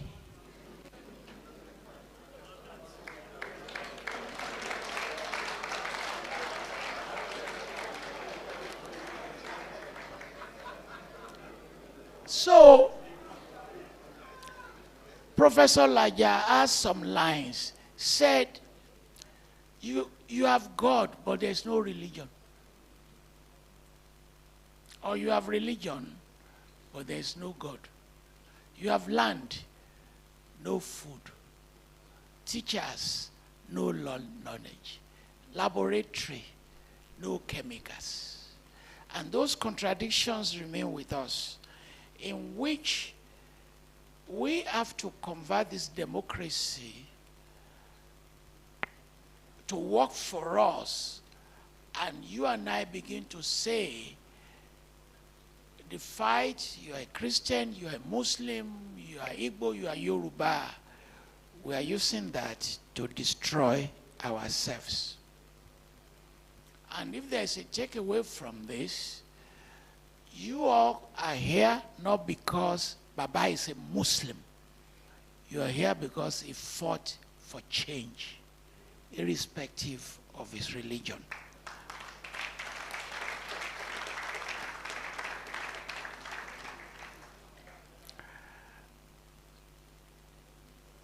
Let me now move to the key takeaways from this lecture. What I want you to remember when they ask you when this event is over. And the students, I want you to count for me. Point number 1, just say 1. We have to decolonize democracy. And in decolonizing it, we have to look for ways to develop it along our local traditions. It has to be consensual. We do not have to copy Western models. Ṣé point number 1 yẹn clear? Ó yé yín? Ṣé kí rector set exam?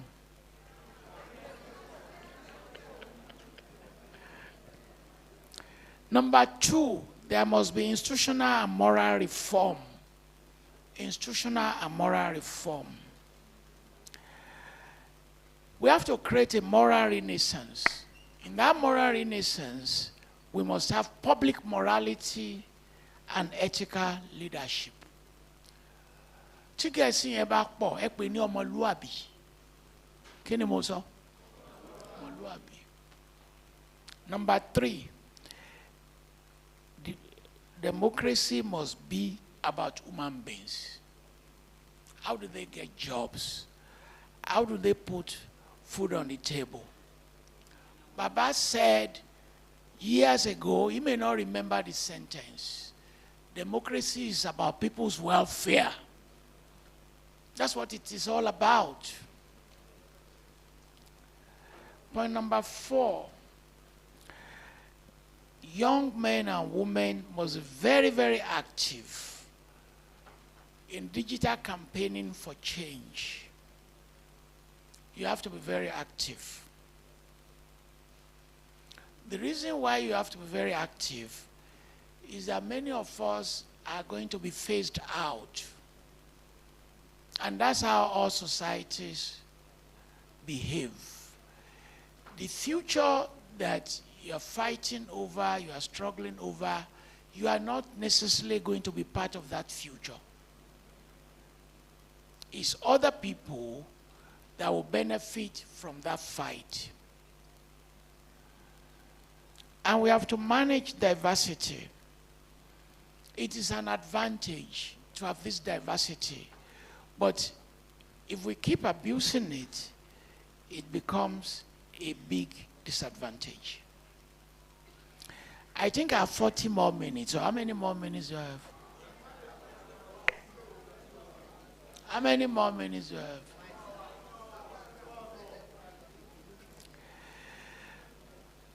Followers. Followers. We also have to accept our blame as followers. If you are dreaming of joining, if you keep praying, Emilokan, for what? If your Emilokan is to steal money, you are part of the problem.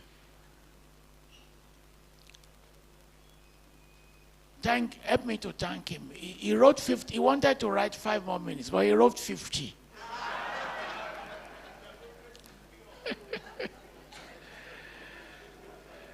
Let us re-Africanize African development. Let us know that any good government, any good governance is about its weakest members. It's about its weakest members.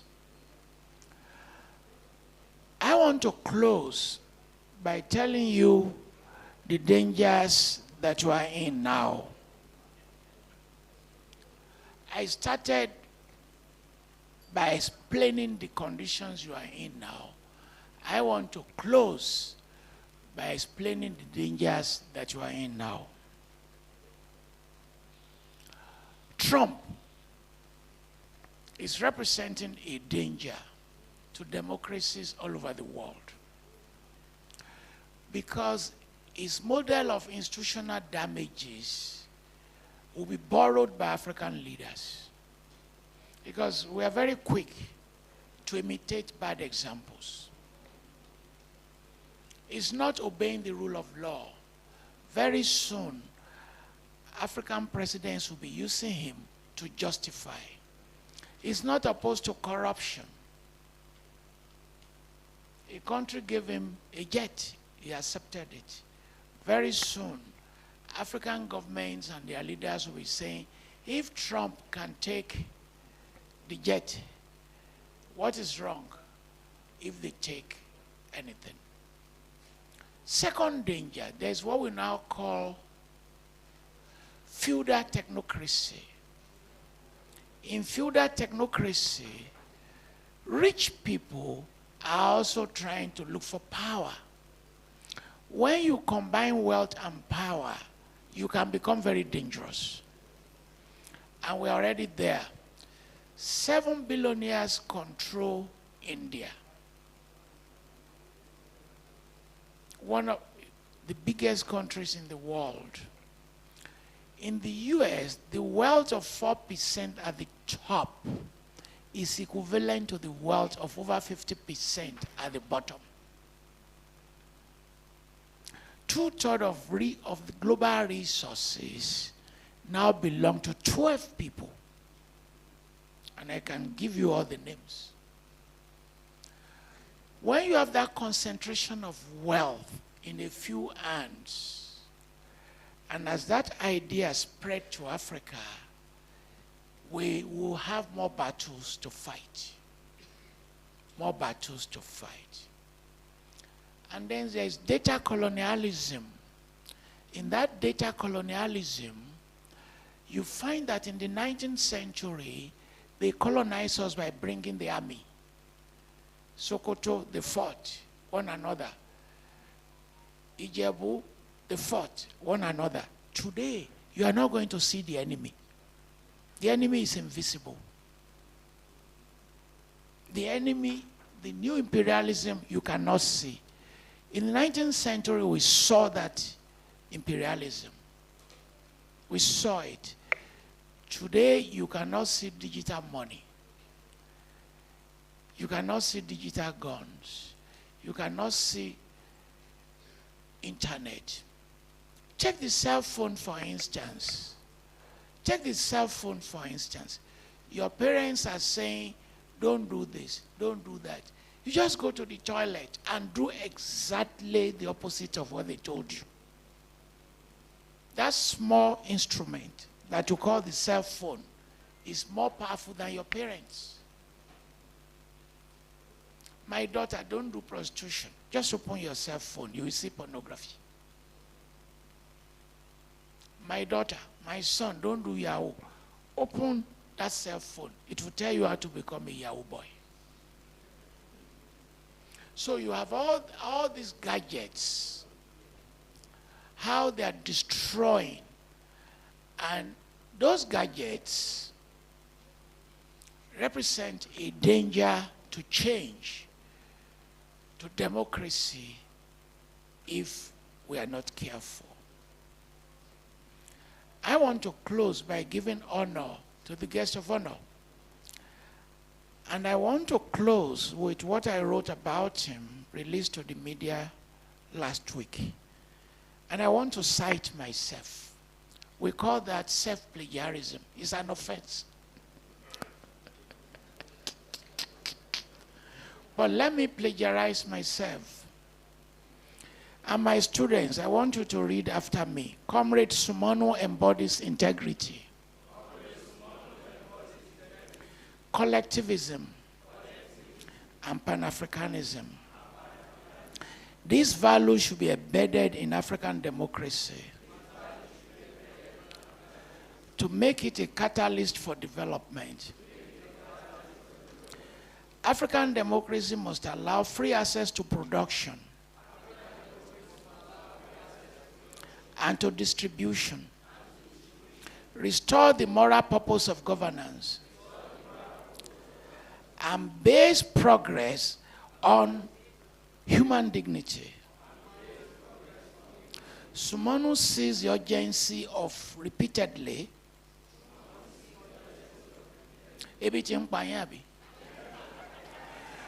Sunmonu sees the urgency of repeatedly demanding that Africa's development must be embedded in economic justice and ethical leadership. We must all be his followers in fighting for an African democracy that is meaningful only when developed around the welfare of Africans. Those words are immortal.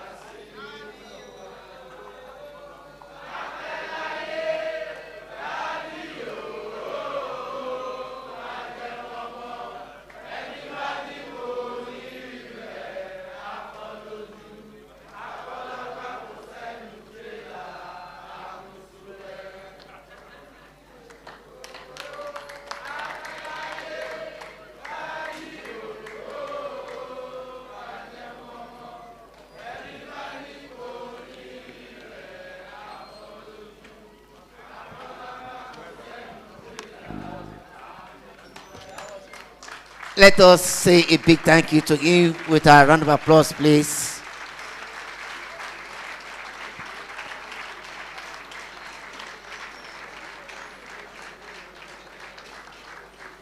We cannot thank you enough, sir.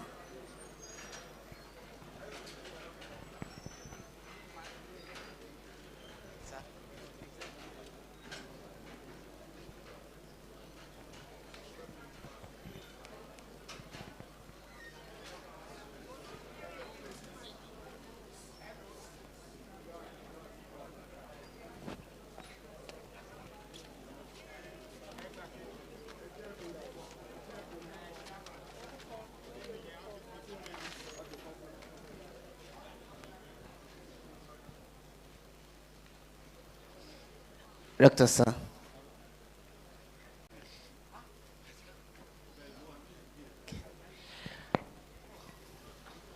At a point like this, it is very expedient to give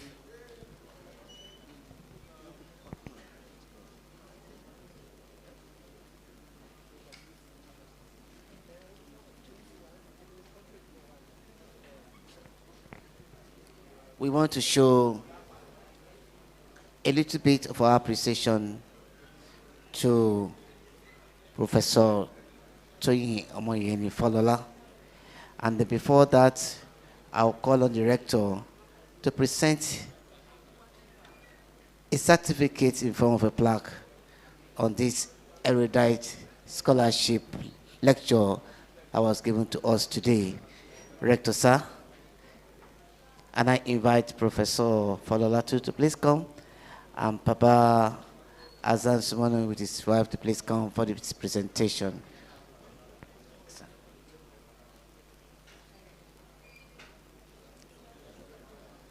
Don't worry.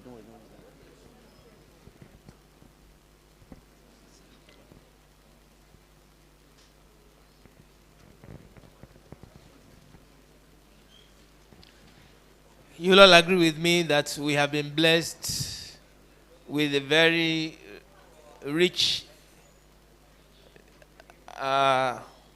lecture as the maiden lecture for the Comrade Hassan Sunmonu Center. And as Yaba College of Technology, we want to present this award, the maiden lecture award, to our lecturer, Professor Toyin Falola, in recognition of your outstanding performance and successful delivery of this lecture titled Democracy and Dynamics of Development in Africa. Thank you, sir.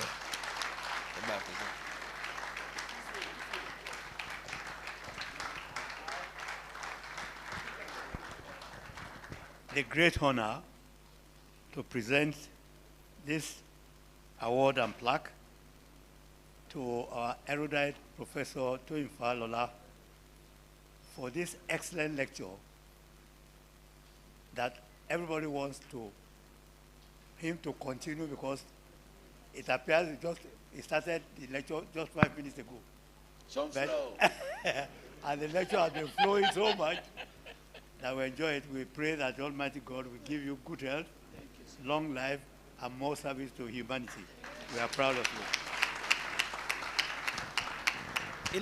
In addition to this, we want to present this also. Yaba Tech is known for arts, and we are presenting this plaque to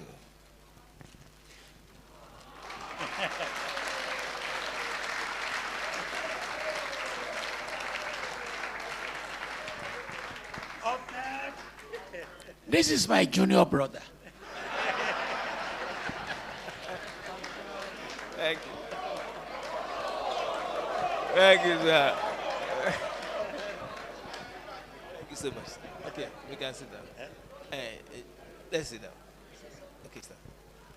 I must still get it. Yeah, next.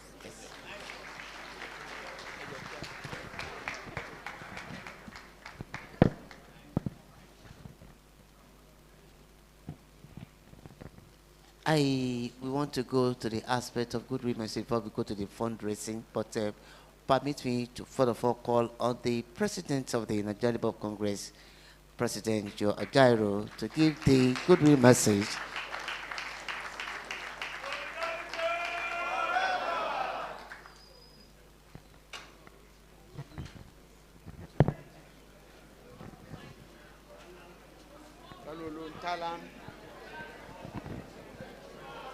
Solidarity. I don't know where to start after Prof's lectures. Unfortunately, I can't prostrate like Prof. I would have tried to prostrate. I know try. Thank you very much. Let me go straight to the goodwill message. and stand on what they call existing protocol. But Comrade Hassan Sunmonu, sir, the first president NLC.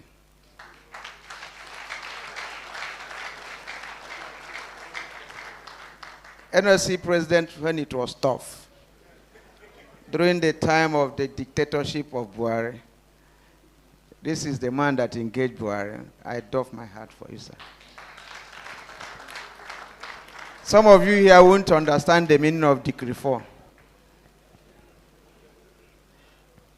We stand here today not just in a citadel of learning, but on the shoulders of a giant and a legend of our nation, the working class struggle.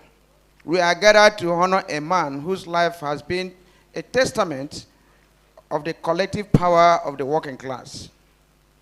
The establishment of this center in the name of our founding president, Comrade Hassan Sunmonu, is a profound and significant gesture of which we shall remain grateful.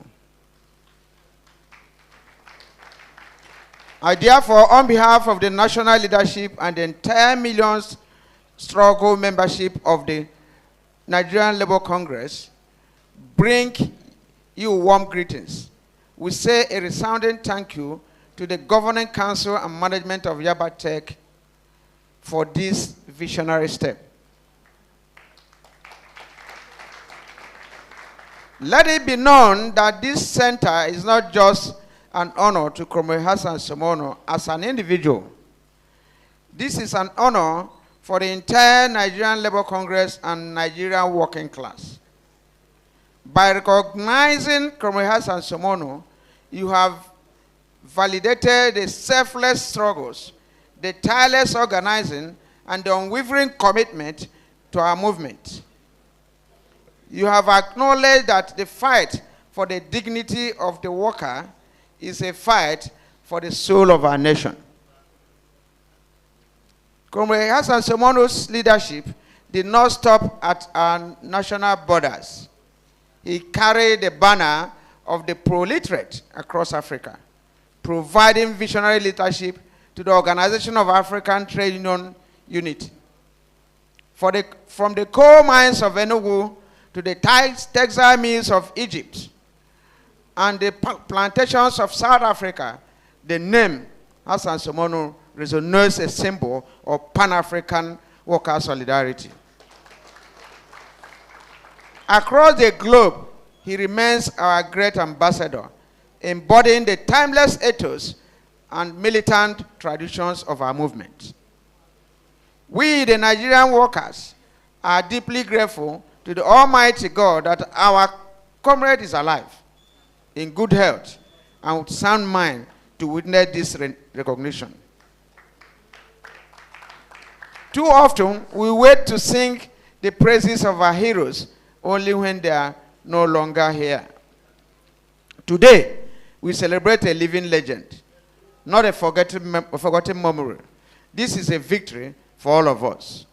Therefore, the NLC throws its full weight behind this center.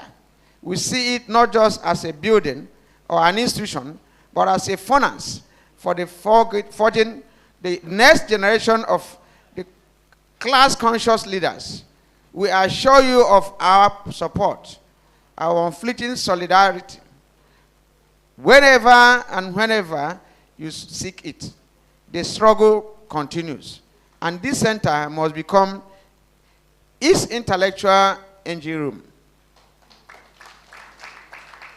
Without the leadership of Yaba Tech and this new center to guard this vision jealously, you must work assiduously to ensure it does not become just another academic department, but a vibrant hub for the radical thought, critical analysis, and the unapologetic propagation of the pro-people, pro-workers policies. Let this center be a school of struggle, not a sanctuary of silence. It is important that we make it clear that the topic of today's lecture, democracy and the dynamics of development in Africa, is at the very heart of our daily struggle. There are can be no true democracy without economic democracy. And there can be no meaningful development that sidelines the working class. It strikes at the very core of our continent's predicament. For us in the labor movement, we know that democracy, which tolerates the pillaging of our national wealth by a few while the masses wallow in poverty, is a mere shadow, a bourgeois democracy that serves the interests of capital over the people. True, people-oriented development cannot be achieved under the jackboot of neoliberal policies, privatization, deregulation, and austerity that pauperizes the working class and mortgage our sovereignty. Therefore, the development we seek must be rooted in an economic democracy that guarantees the rights of workers, ensures the social welfare of all, and places our collective commonwealth firmly in the hands of the people. This center must champion this alternative development paradigm. For without economic liberation, political freedom remains an empty promise for the African working masses. In conclusion, together, we will continue to celebrate our own. We will celebrate our hero. We will ensure that the legacy of Comrade Hassan Sunmonu, the legacy of courage, integrity, and unshakable belief in the power of the people lives on, not just in history books, but in the actions of the leaders you will nurture here. Together, let us build a democracy that works for the majority, not for the few. That is the kind of democracy that will lead to development in our continent, and that is the democracy that the working class struggle seeks to be built. Once again, we look forward to working with the center to ensure that the legacies of Comrade Hassan Sunmonu is immortalized. A people united. Thank you, Jesus.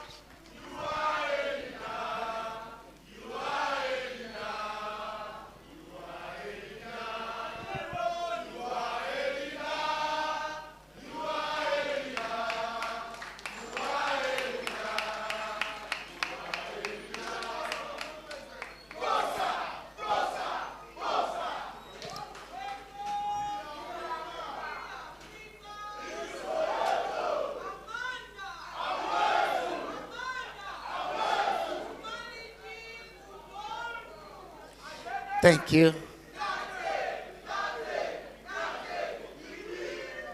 Thank you.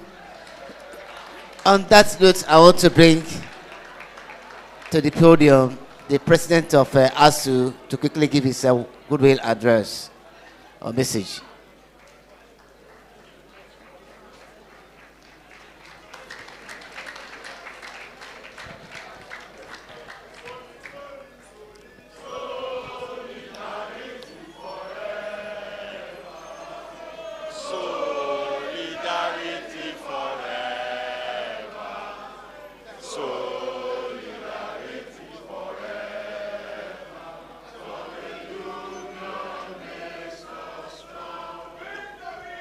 There is victory for all. There is victory for all. In the struggle for Africa, there is victory for all.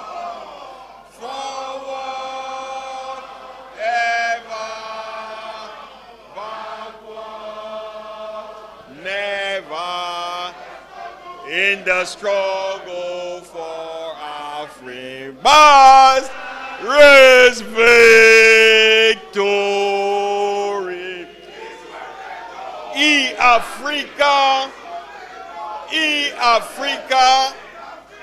Israelito continua a Satan.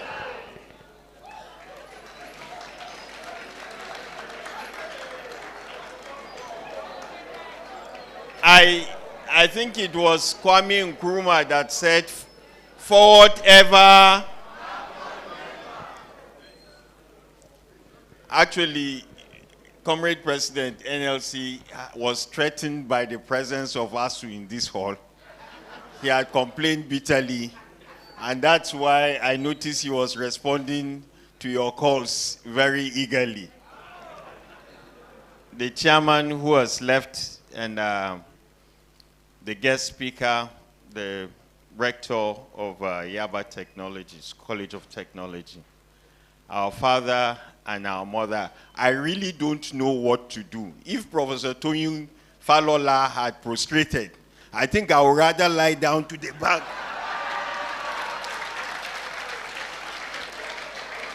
Because I cannot lie down the way Falola did.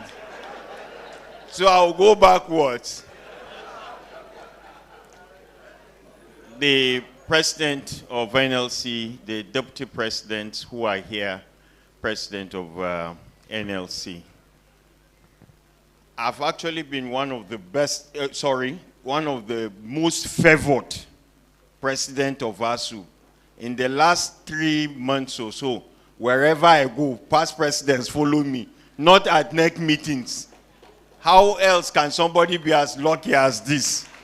Our trustee is here. Trustee Sule Kano is here. Our past president, Biodun Oguyemi, is here. Nasir Fege is on his way.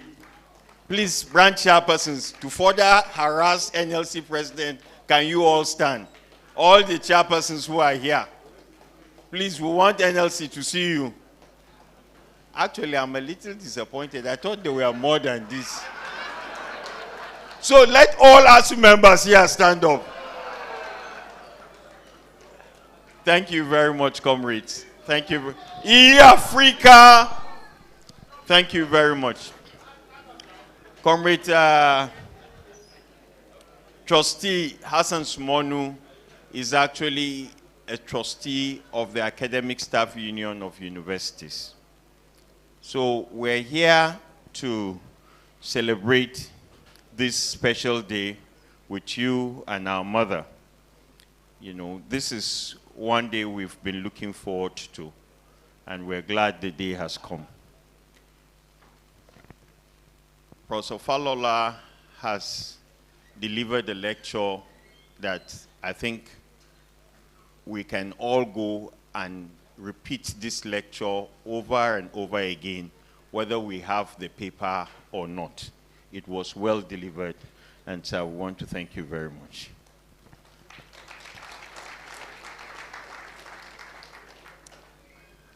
Our union has been forged into the consciousness of Nigerians by a lot of situations, socio-economic situations, the military itself, when our leaders like Sule Kano, Biodun Oguyemi, and the rest, some of you who are here, fought the military.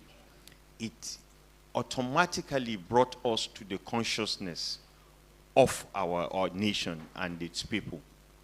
And because of that presence, we realized that we cannot continue to remain relevant in this country if we did not have some principles to work with. And our principles in union, in ASU, for leadership and membership, is not very different from the life of Comrade Hassan Sunmonu. In our union, where he sits as a trustee, we talk about transparency, accountability, courage, trust, patriotism, teamwork, solidarity with our comrades, you know, in the labor union. These are principles that have been tested, and we have found it to be what we need to remain relevant. Democracy cannot work without those principles. Unless we are accountable, and our leaders are not accountable, unless we work with transparency, we cannot sustain democracy. Like someone said about a month ago, that we liberated democracy, but we are unable to liberate the democratic processes. And that is the challenge that we have today in this country. Where if you want to stand elections, you need money for the judges and money to rig the election. One follows the other. You know you are going to rig, and so you need the judges on your side.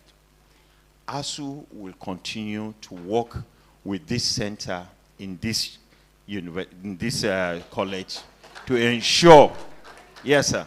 But you know, coincidentally, if Yaba Techs become Yaba University, the name will be lost completely. You don't want it? Eh? So the point that I'm making is that ASU will continue to stand with this center, will support this center to ensure that these principles that our trustee, our father, has fought for over the years are sustainable. There is something that I have not heard about Trustee Hassan Sunmonu here. And it has been one of the commonest, major thing you see in him since I started interacting with him, is that he's a very religious man.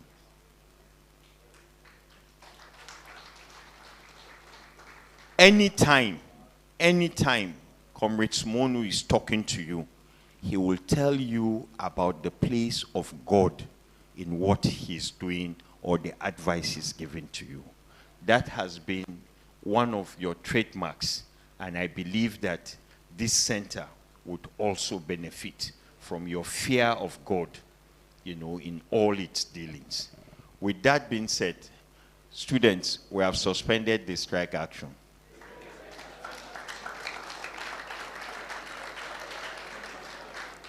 We have suspended our strike action so that students can go back to class and that we are ready to teach them. In recent times, we have talked with government in a very calm and, respectful manner. But we have the capacity to talk in a way that is not calm.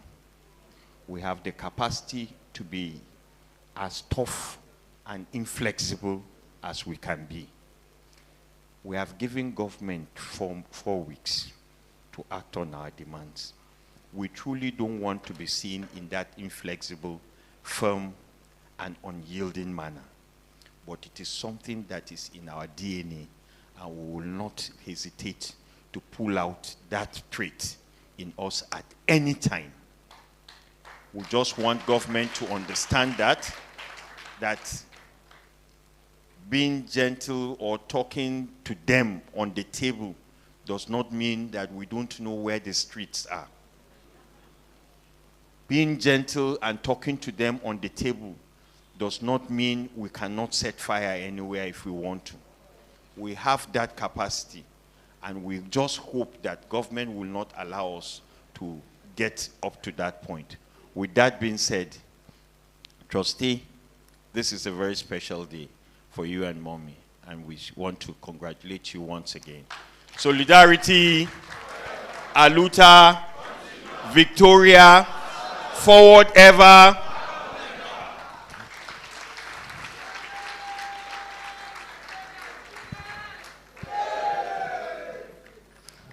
Well, the moment of truth. I now want to call on Comrade Hassan Sunmonu to give a brief on the center. Comrade, sir, you have the floor, sir. Daddy? Yes, sir.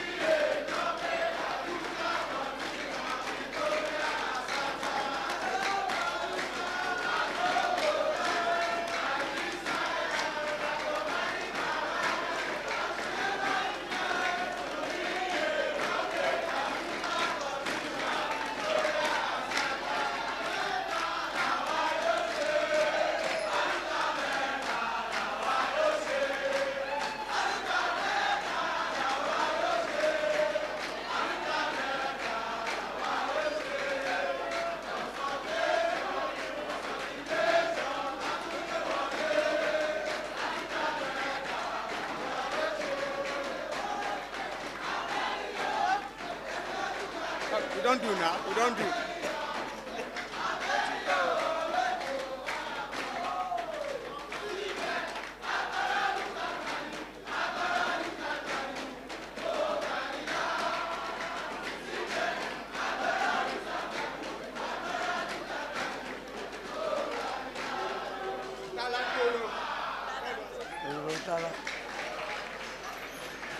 Thanks, comrade. We thank the Almighty God for making this day possible for all of us. I would like to thank you all, comrades. One of the things I'm always proud of is the fact that I am a trade unionist.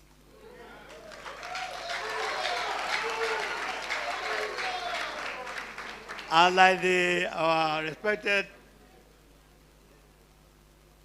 rector said earlier, I caught my trade union teeth at this Yaba College of Technology.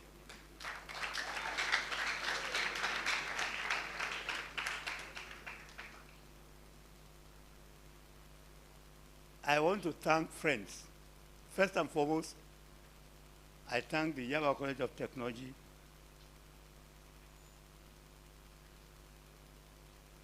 for making me a fellow of this college.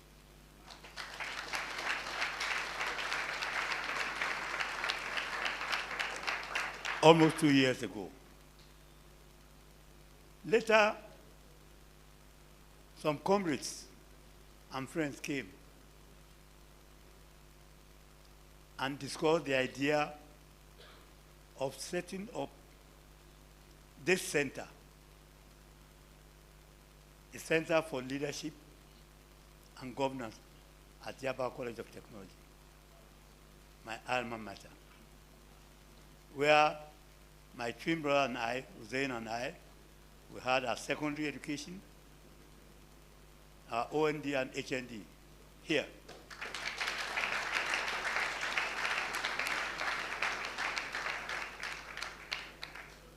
With due respect to our professors from our universities, that time when we finished our HND, they insisted we have to do 3 years to go and graduate BSc engineering. But because of union activities, we were able to prove that abroad, in Europe, in America, our HND here in Yaba was equivalent to any BSc anywhere in the world.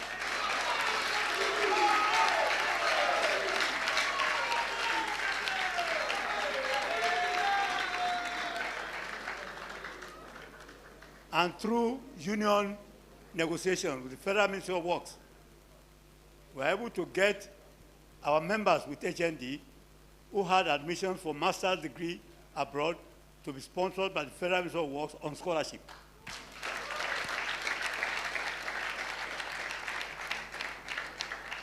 My twin brother, Hassan Sunmonu, Engineer Hassan Sunmonu, was one of the recipients. And he had a master's degree at the University of Leeds. One of our colleagues also had not only his master's in London, but he also got PhD in soil science. Adekale. And Adekale.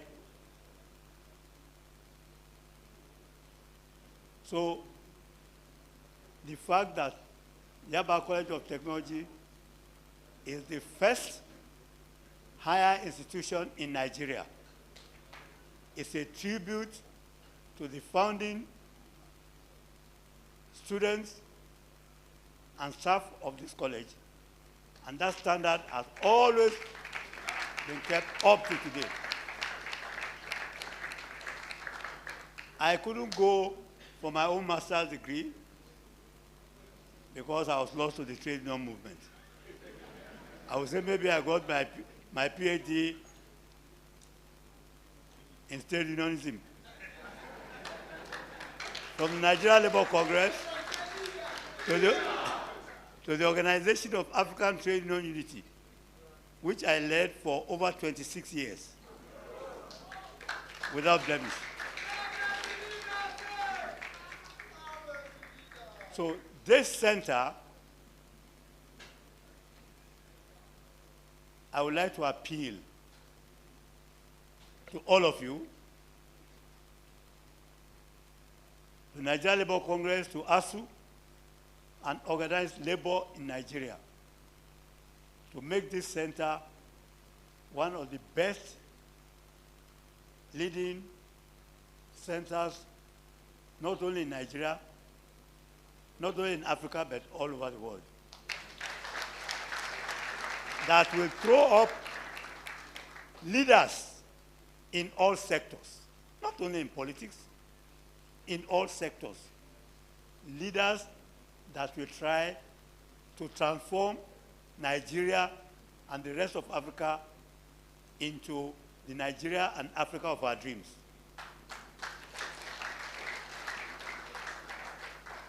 As the rector rightly said at the beginning, I have no money. But we have a proverb that says that anybody who has people should never complain that he's poor. I have you, our people, so I'm not poor. I am rich.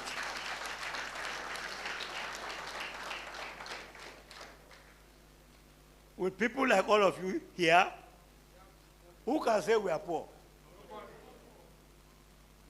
So the future of this center belongs to the present and future Nigerian workers and leaders. Thank you very much. God bless you.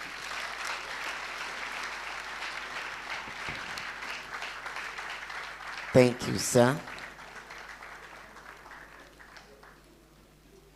Dr. Ajala.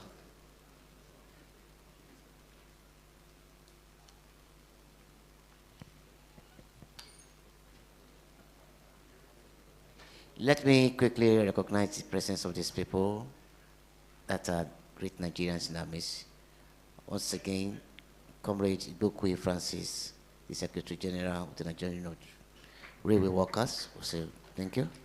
Also, Comrade Ugori Godwin, Assistant Secretary General, Nigerian Union of Railway Workers, will say thank you for coming. And on that note, let me bring up the Director for Linkages, Partnership and International Relations of Yaba College of Technology, Dr. Mashood Ajala, to lend credence and say one or two things about the center.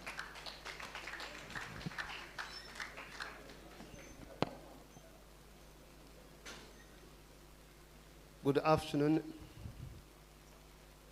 Our Father, good afternoon, Prof, Rector, the principal officers, and our guests seated, directors, deans, staff, and students. I am presenting about 3 things, but all of them are going to be in brief. 1, cultivating the habit of impacting on the society through research. We are carrying out a research on our father.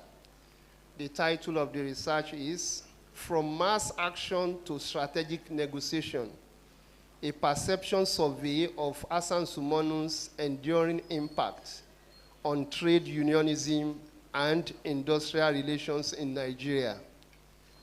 The code has been distributed. This paper has been distributed. We have the link. We have the barcode.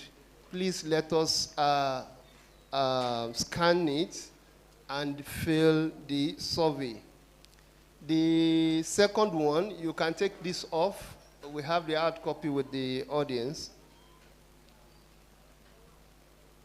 The PowerPoint.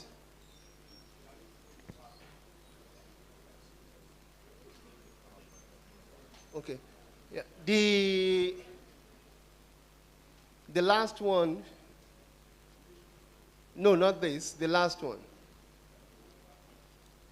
Most of the things here in the PowerPoint have been said. The rector has presented. Our father has also presented. So we don't need to repeat it to save our time. Now, the center, the leadership center, go to the next one. Okay, this is the layout. Go to the next one. So this is the proposed building. Next one. So we have about 3 floors. So this is the ground floor, the design. Next one, first floor design. Next one, the first, second floor. Next one, and the third floor. So Professor Laja is going to talk about the fundraising. So I'm just to display this. So I want to invite him now to present the talk about the fundraising for this center. Whatever we are bringing, please let us approach the management of Yaba Tech. Thank you. Good afternoon, everybody. Chairman in absentia, Director, Baba, Mama Sunmonu, my President, NLC, President ASU, my distinguished past President ASU, fellow comrades, and greatest Nigerian students. Greatest Nigerian student. The greatest and the greatest and the greatest of Nigerian students. Greatest Nigerian workers. Thank you, thank you. Yeah, we are part of history. Because whether we like it or not, history has been made here today. We have put in place collectively a center that is set out to combat leadership bankruptcy, a center that has been set out to ensure that the future of this country is assured and is rescued for the kind of governance and mismanagement that we have experienced. But like we have seen not too long ago at the this thing, it's going to take a lot of this. Even like they say in the churches, for you to actually drive the gospel, you need money. And even at the level of ideology, even Lenin, in his letter to Zurich, he said, you can't defeat capitalism without capital. So we need capital, we need money to fund this project. Any amount is, no amount is small. So my duty is not to start speaking, don't go to Renshi, but actual task is to actually conduct the fundraising ceremony. So I know Baba himself has decided to do something himself, given the kind of person he is. So, and because Baba is an exemplary leader, and he believes in leadership by example, I will call him to actually set the ball rolling based on what we have on ground before. Baba, thank you, sir. Hey, sing for Baba now. Oh, Baba, Oluwa da Baba si fún wa. Baba, oh, Baba, oh, Baba, oh. Oluwa da Baba si fún wa. On behalf of the Hassan Sunmonu family, we are going to donate 2 million naira to the government. You see what I'm talking about? Leadership by example. Leadership by the last time Baba got salary, I'm sure, should be more than 30 years ago. And yet, because of his commitment, and because he believes that this country deserves a quality leadership, and we must have governance that work for the people, he has donated 2 million naira to this center. Can we do 3 bosa for Baba? Bosa! Bosa! Bosa! So, having done that, do Baba have some special guests of honor here that you want us to invite first? Oh, my current president, sir, Baba have charged me to ask you here to come and, Comrade, there is president. Now, before you are telling me you are our umbrella president, why are you running now when there is money matter? Laja, the way you are getting bad mouth, we are still negotiating salaries of lecturers. So take time, or don't mention money too much. Comrades, during my speech, I said that NLC will be involved at every stage. Totally. So I don't know, but since when I started hearing Naira, if I say moral support now, you will ask me how much does moral support translate. But I'm happy I'm here with some unions. NLC is an umbrella, and everybody understands it. And it's made up of so many unions. I can start from two of my deputies. One of them is Titus Amba, not only deputy president of NLC, but he's also the president of Nigerian Union of Teachers. Come around.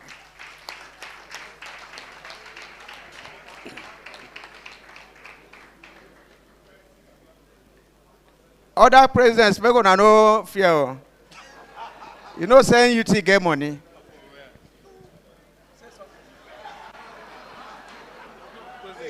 Hello, comrades. You speak for us now. The UT said they would donate 2 million for this project. Let me call the other deputy, and president of Medical and Health Workers Union of Nigeria, Ado.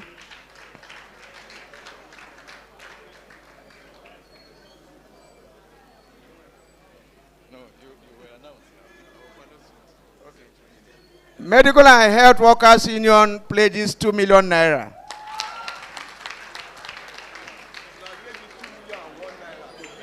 I was sitting there with the president of ASU. ASU will do in 2 ways. As affiliate of NLC and as a union that Baba is a trustee. ASU president.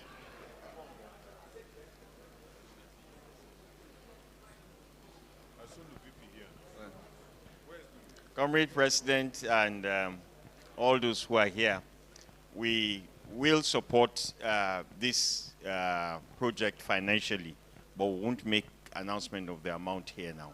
But we will support it. Well, that is allowed. Maybe that is allowed because of their relationship with Oga. I saw the president of Nubife here.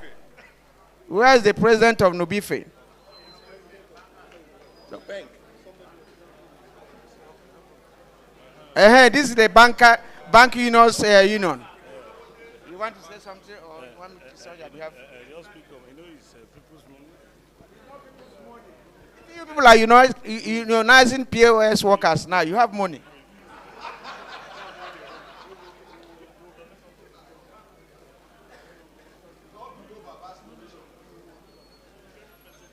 Can you see the problem we're having with the banks now?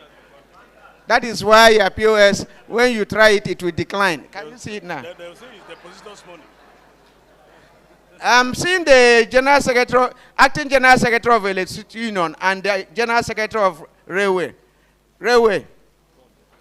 You know you have all this double gauge now. Okay. They say 300K, that is long they have not been paid. For NEPA and allied whatever. No, don't make it.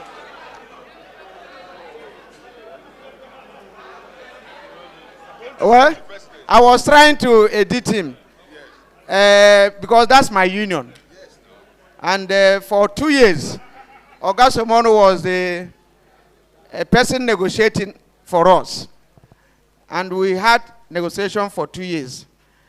Talam, Tolum, Tolulum, Talam. The meaning is that an agreement is an agreement.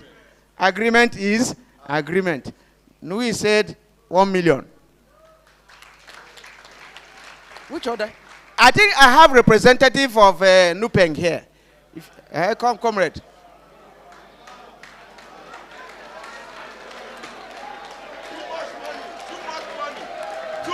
Too much money. Oh. Too much money. Too much. You can see now. You can see. Eh? Now, like Dangote has paid them. Okay. Oh, they say make I talk 1 million.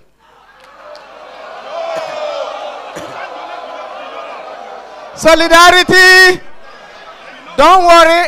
I think they sent him. Maybe he didn't have the mandate. I will get back to the leadership of the union so that they will do something. I know they will do something. At least if they pay us for one collection from one tanker, something.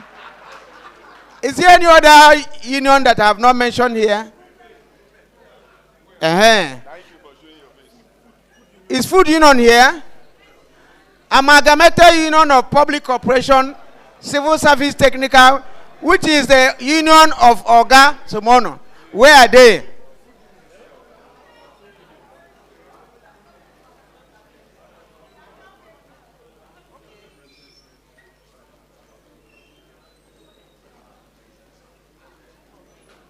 Okay, National Union of Air Transport said they will get across to the organizers. I thought that food union is here. Food union. What of amalgamated union? Amalgamated union came in their numbers. And that's the union of Comrade Hassan Sunmonu. Is there any representative here? Are you formally mandated to come and commit the union?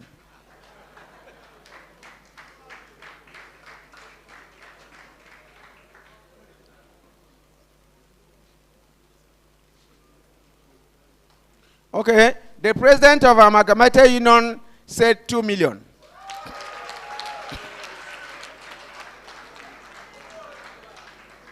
Any other union from the NLC family? Well, what we are going to do, sir, is that we are going to take contribution from all the unions and pass to the center. That we promise. And the first tranche, NLC will commit 5 million. Wow.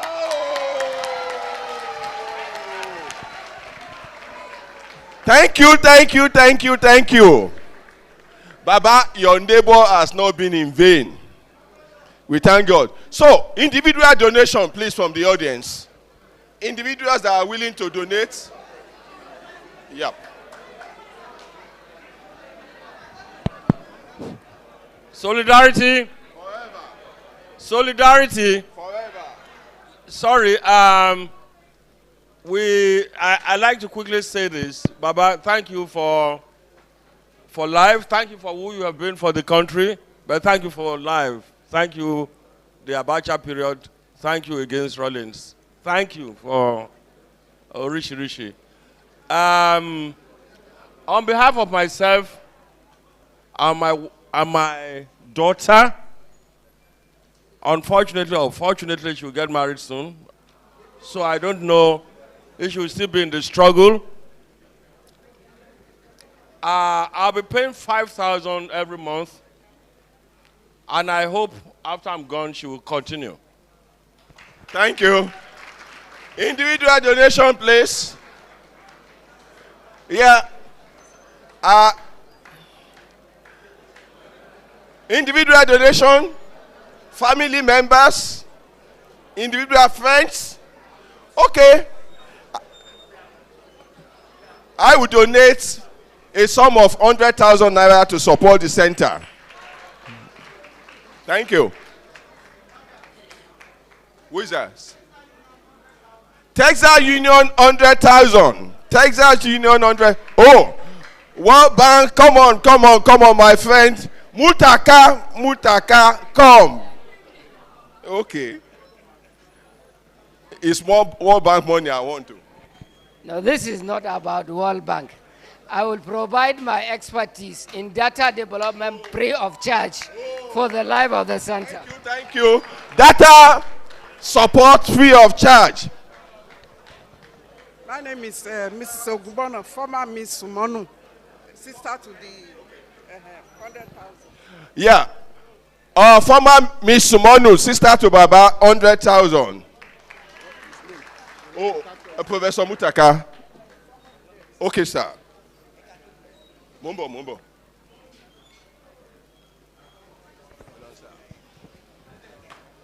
Moyo Adewuyi, 100,000. Owosho Adebowale Samuel, 300,000. Owosho Adebowale Samuel, 300,000. Any other individual? Okay. I think, yes. Okay. Where are they? Text her, please. Who is there? Please. She has cash. Text her this thing, collect. Okay. The Students' Union, the President. Presido!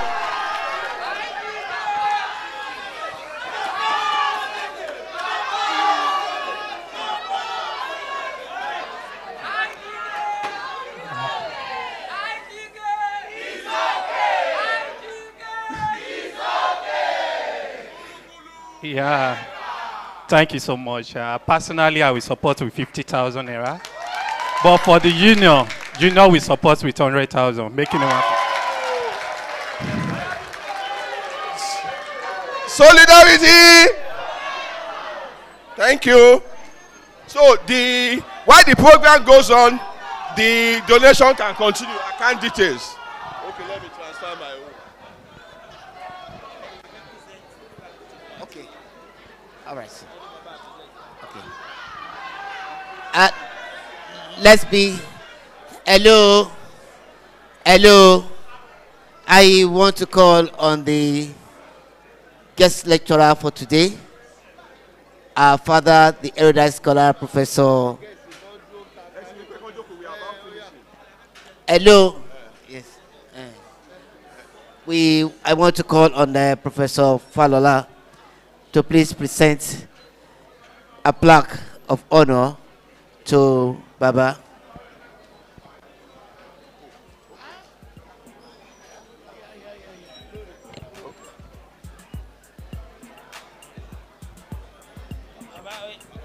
Please come around.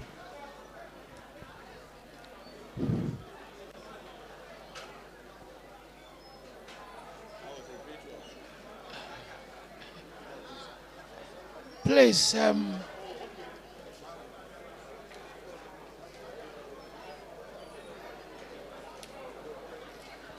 ọpẹ́ mi kò tán o, ojoojúmọ́ la ó máa dúpẹ́. Ọpẹ́ mi kò tán o, ojoojúmọ́ ni ó máa yọ̀. Ẹgbẹ́rẹ́ o, ọpẹ́ mi kò tán o, ojoojúmọ́ ni ó máa dúpẹ́. Ọpẹ́ mi kò pé o, ojoojúmọ́ ni ó máa yọ̀ ṣẹ̀ṣẹ̀. On behalf of this great institution, Segbosa, on behalf of all the lecturers, and on behalf of the Diamonds, I hereby present this to Baba.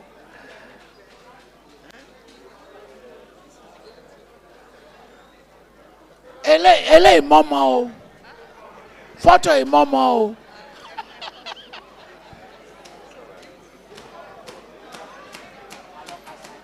Both of them. Paul, Dr. Paul, Baba is calling you. I want to call on the registrar of Yaba College of Theology, Mrs. Badejo, to give the vote of thanks.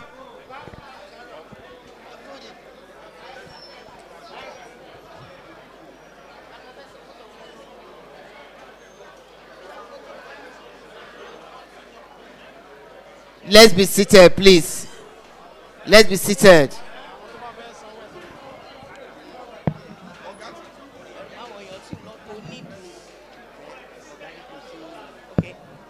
Leaning on the existing protocols, Distinguished ladies and gentlemen, on behalf of the Governing Council, management, staff and students, and all stakeholders of the Hassan Sunmonu Center for Leadership and Governance, I stand before you this day with immense gratitude in my heart. First, our profound appreciation goes to Professor Toyin Falola, a touring intellectual and global scholar, for delivering a compelling and thought-provoking lecture on the theme Democracy and the Dynamics of Development in Africa. You have not only illuminated the challenges and prospects that lie before our continent, but also provided us with a framework for meaningful engagement and action. We are deeply honored by your presence and enriched by your insights. To our distinguished guests, dignitaries and elders, thank you for gracing this historic occasion, the maiden lecture and fundraising event at this visionary center. Your presence affirms your commitment to the ideals of good governance, accountable leadership, and sustainable development in Africa. We extend our sincere thanks to all those who have supported the vision of the center, particularly those who contributed to today's fundraising. Every donation made is not just a gift, but a seed sown into the future of transformative leadership in our society. Thank you for believing in this cause. To the organizing committee, volunteers, media partners, and technical teams, thank you for your dedication and behind-the-scenes efforts that made today seamless and impactful. And of course, to our inspiration and namesake, Comrade Hassan Sunmonu, your legacy of principled leadership, activism, and service continues to guide and challenge us all. May this center forever reflect your values and unwavering commitment to justice, equity, and progress. As we bring this day to a close, let us depart merely with full minds, but with stirred hearts, ready to act, to engage, and to lead wherever we find ourselves. Once again, thank you all for making this maiden event a remarkable success. God bless us all. God bless Nigeria. God bless Africa. That is the registrar of Yaba College of Theology, Mrs. Badijo Henrietta Adebola Gbemisola, AG, not ANG. And I call on if you need to make transfer or make your donation, you can make use of the account displayed on the screen. You can make your donation to the center through this account displayed on the screen.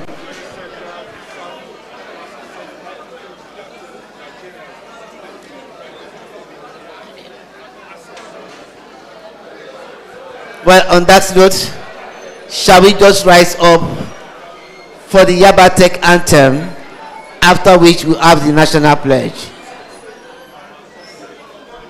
Innovation is a creed, progress is a guide.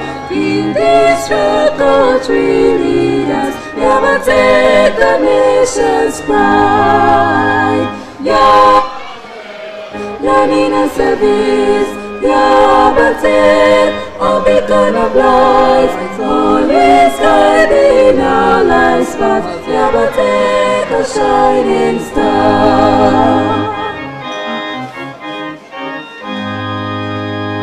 With ends and minds that ignite, our shall take to flight.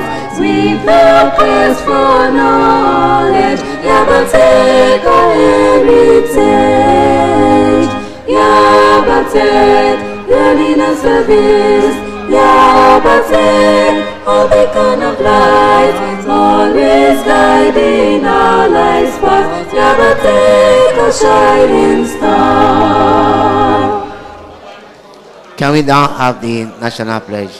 Nigeria, we hail thee, our own dear native land. Though tribe and tongue may differ, in brotherhood we stand. Nigerians old and proud